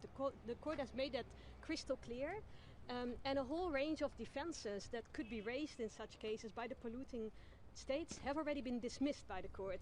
So it really strengthens the legal basis for such claims going forward. Even though we, of course, we hope that it's not going to be necessary, but in case it is. And can they file those claims here or in other courts? That depends on the whole range of questions, but potentially here, depending on the states in question. Great. Do we have another question? Bob Berwin with Inside Climate News. Can someone speak to the section that addresses reparations and what that specifically might mean, especially in the context of next steps at the UN? Thank you. Go ahead, Margareta. Just so everyone can hear, the question is about reparations. Please stand in the middle in front of the microphone. So here, the court has provided critical guidance that is very helpful to those seeking climate justice. The court has made it clear that the law of state responsibility applies to losses and damages from climate change. And this is important because there was an argument that liability and compensation had been excluded or made impossible because of a decision that was taken in 2015. It was attached to the Paris Agreement, where a paragraph said that there would be no, the Article 8 of the Paris Agreement provided no basis for liability or compensation. And the court made it clear that when there is injury or loss and damage, the usual law on state responsibility applies.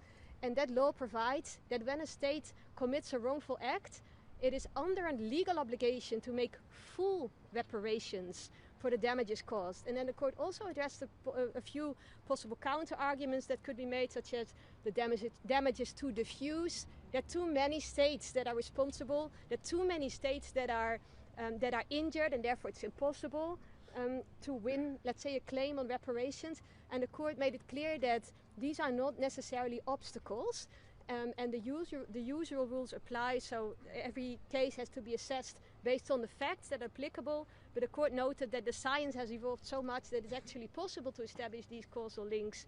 And so any case would need to be tested, but the prospects look very favorable. Go ahead. Hi there, Richard Carter from AFP. For you, Minister, if I may, as you said, it's a very wide-ranging opinion delivered by the court today. What for you has been the most significant part of the ruling? And for Vishal, if I may as well, it's been a six-year journey ending in this historic day. So how do you feel? So yeah, I mean, I was very. I was. It was unexpectedly good for me that the advisory opinion. I didn't expect it to be this good, and it did go above and beyond. Like it talked about the rights of states to exist regardless of sea level rise, and that's a very important issue for the Pacific. And for the ICJ to give an opinion, that was fantastic. Directly addressed fossil fuels and states that give licenses, give exploration licenses were mentioned, subsidize, produce. It's an internationally wrongful act to do so, and that they are under international law. They are being. It is a breach of their duties. So those kind of specifics was something that for me went above and beyond what I was expecting, and I'm very grateful for the court to make those pronouncements.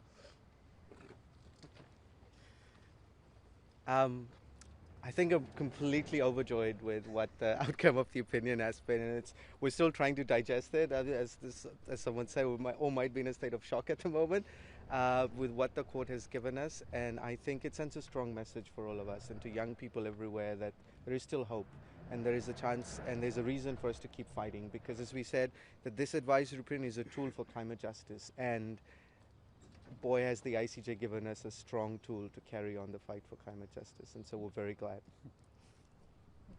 I'm taking a question from our Zoom chat, either for Margareta or Minister Regenvanu. This is from John Anger at Bloomberg. The U.S., the world's largest historical emitter, doesn't recognize the ICJ's legal authority. So what impact will this ruling have on the U.S.? I would correct that statement. The court has two judicial functions, an advisory function and a function to settle disputes between states. And there is a possibility for states to accept the jurisdiction of the court in contentious cases as compulsory, which the US has not done. But for the advisory function of the court, all UN member states necessarily, by virtue of being UN member states, recognize the jurisdiction of the court fully. In this case, the advice was requested by the UN General Assembly. The resolution was adopted by consensus. The US didn't even vote against this resolution or didn't even abstain. It actually joined the consensus. And so it is the UNGA, including the US, that has requested the opinion. The opinion is now delivered to the UNGA, and the US, as long as it's part of the UN, of the United Nations, is also supposed to follow this advice. So it is as much bound by this advice as other states are. Thank you. Go ahead. My name is Laura Kostan for ARD German Television. A question for Mr. Prasad. How hopeful are you that this advisory opinion might be one of the first steps of maybe a paradigm shift of more legal implications to actually bring more climate justice into the multilateral system? Well,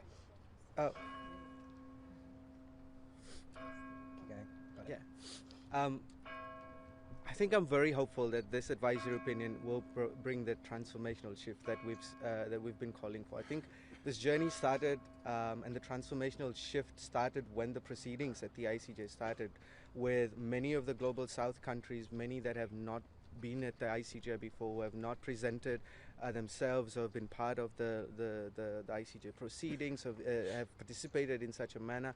They came out in numbers, and this was a complete shift into what we normally see, and I think that shift has begun in the written proceedings, the oral proceedings, with a number of indigenous voices, arguments, women, young people speaking, and the diversity of arguments. And this advisory opinion acknowledges all of that in its strength, and I think it sets the foundation for a transformational shift beyond into multilaterals, in the courtrooms, and at national and regional level. So again, a big reason to be hopeful. Could this advisory opinion have been any better? I mean, we were talking about this, that everything we asked for, everything we had hoped, seemingly is in this advisory. Of course, we'd have to go forward and read the whole opinion, which is going to be many, many pages long. But we're very, very grateful and very happy with what the outcome is today. Go ahead.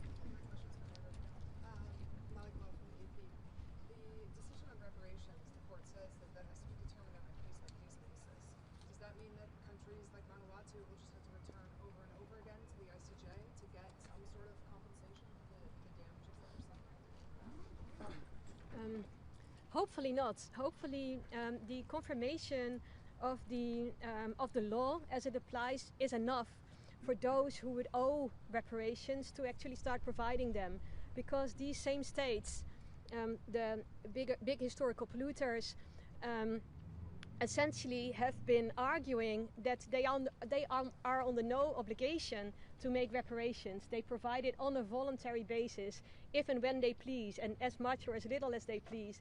And so the court has made it crystal clear that if you do not provide reparations that are, I think it's implicit, proportionate to your contributions, then you can be held to account, and many states may prefer to actually voluntarily then scale up the contributions that they're making, for example, to the loss and damage fund, than actually to be confronted with litigation. Great. I will take another question from Zoom. This is for Margareta from Ben German with Axios. The ruling gets into the NDCs under Paris at some length.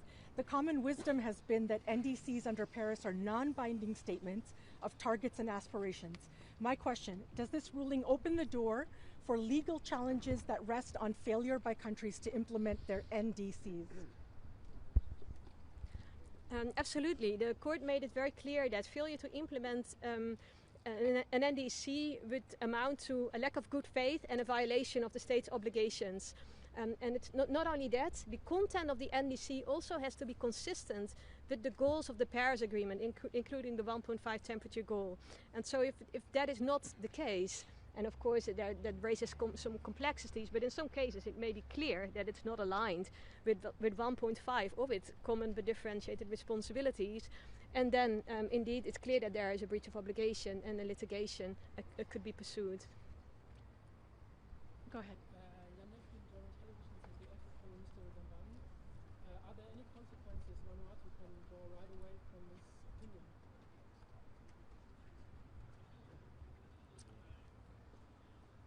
No, not right now. We'll have to have a look at it first and discuss. And great. I'll take another question for the Zoom chat. This is for Margareta from Panthea Lee at The Nation. Intergenerational equity has long been treated as a soft law principle. Do you think the ICJ's affirmation of obligations to future generations moves it closer to becoming a binding norm in international law? What is new here? Yes, the court in fact explicitly confirmed that intergenerational equity is a binding principle, and it is applicable to the conduct that has caused climate change. It specified that intergenerational equity informs the interpretation and the application of the other treaty obligations. So take, for example, human rights. The right to life must be interpreted in light of intergenerational equity. The same with all the climate obligations, with all of the other obligations on the law of the sea and so forth that the court specified. So the implications are really far-reaching. Any questions here? I have one question. Yes. Hi, Meike Leijers for Dutch public broadcaster NOS. I do have a question for Minister Regenbanu. As everyone knows, climate change is happening right now. It's unfolding as we speak, and there is a pressure, a time pressure. Now, are you concerned that now that there may be a lot of new climate cases happening all over the world, that it's still going to take quite a long time before those actions will actually be taken? And do you have any plans to avoid that long period of time from happening and get action quicker? Well, I mean, this initiative was part of that, trying to get action quicker, because we've been in the UNFCCC process for 30 years. We're pulling all international levers possible. We were part of the AOSIS group that went to the ITLOS and got that advisory opinion. We made a submission as part of the Inter-American Court of Human Rights. We are pushing for the law, a crime of ecocide, to recognise in the ICC. We're part of the Fossil Fuel Non-Proliferation Treaty, pushing to get member countries to that. So we're trying everything possible at international level to speed up action. This is, I think today has been a very concrete contribution to that speeding up of action. Great. I have another question from the chat from Margareta. This is from Marlise Simons at the New York Times. What was the key contribution from the court's advisory opinion, would you say? Or what was missing?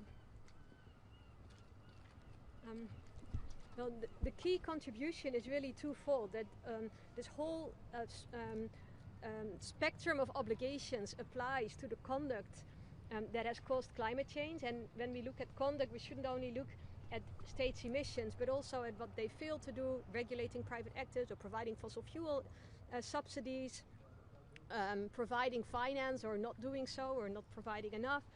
And so that conduct needs to be assessed in light of these obligations. And then if you do that, many states will actually fall short of these obligations. And once that is established, the law of state responsibility applies. And that is just you can say, the foundation of international law itself. It means that when you commit a wrongful act, you violate your obligations, you can be held responsible.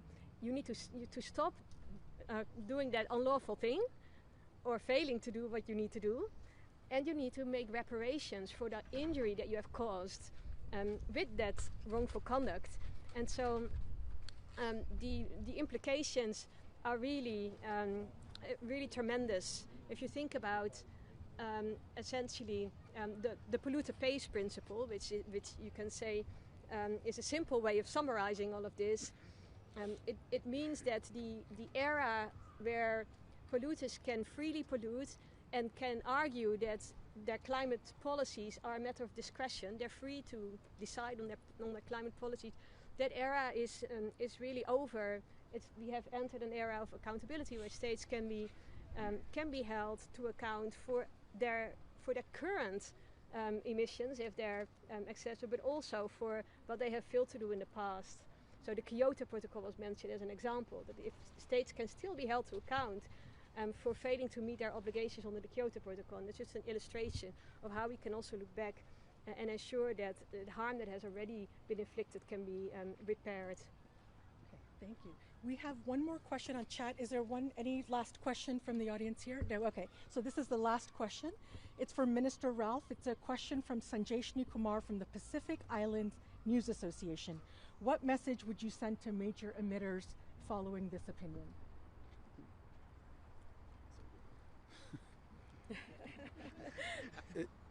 It's the same message the Pacific has been preaching loudly for so long, that it's you've got to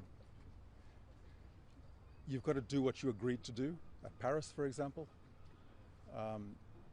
You can't just make these commitments and then just walk away from them. You are legally accountable, and so our message would be, I mean, the court mentioned a number of times good faith, talked about international cooperation, the duty to cooperate internationally.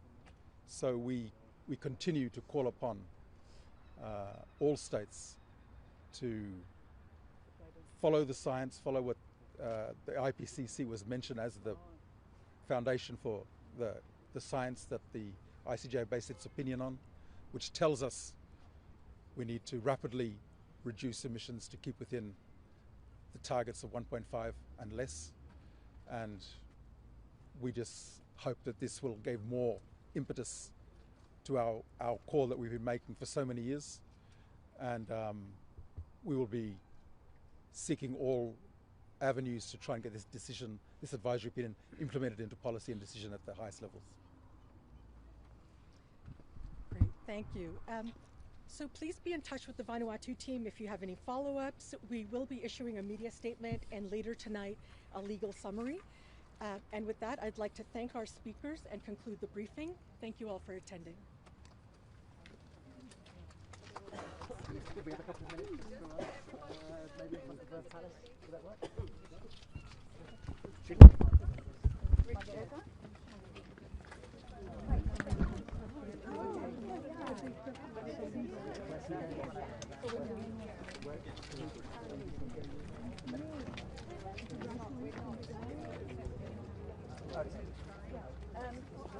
You said one of the most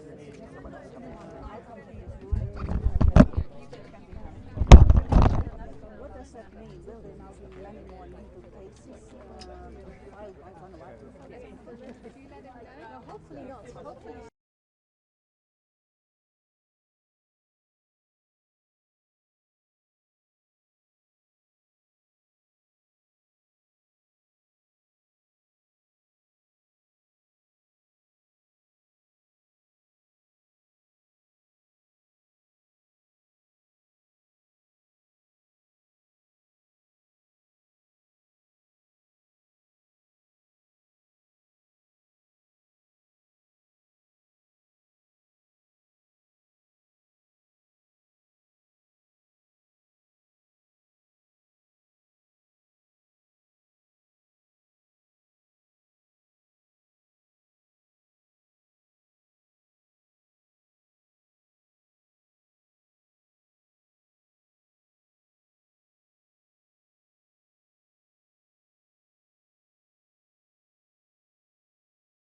One shaped not just by power, but also by principle. We welcome the court's opinion and its recognition of key legal principles that AOSIS and our member states have consistently advanced. The opinion reflects a clear, unanimous, and progressive understanding of the international legal framework that governs the global response to the climate crisis.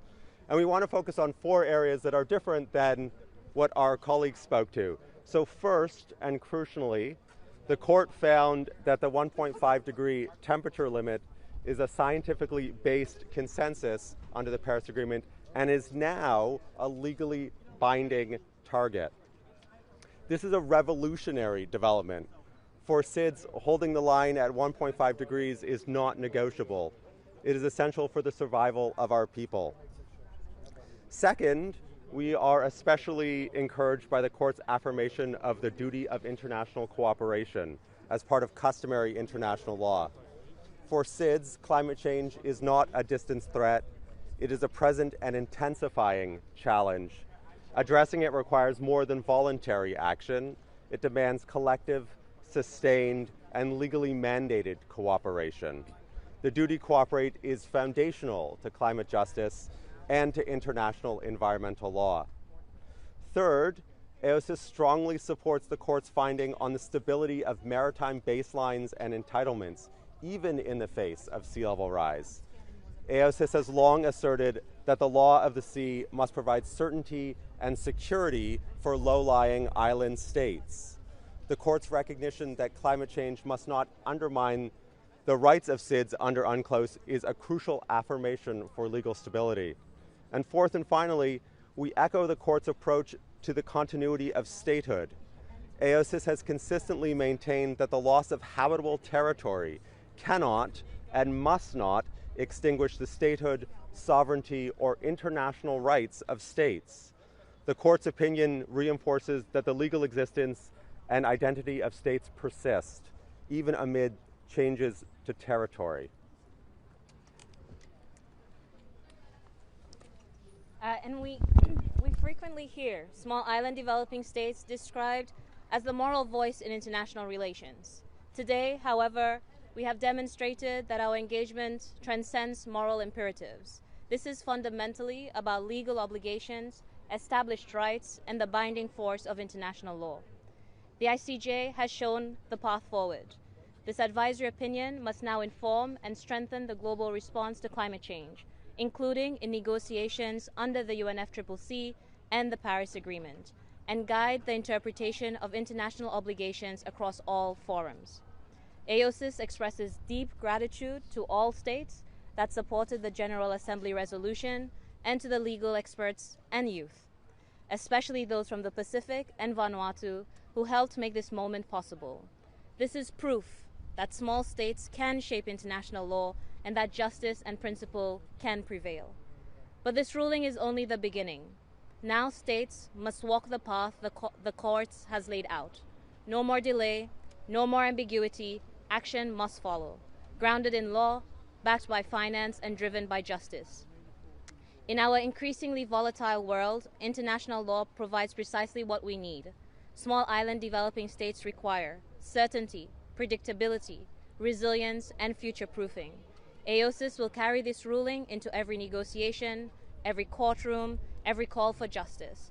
For small islands, this is not just about climate, it is about our future, and we will never stop defending it. Thank you.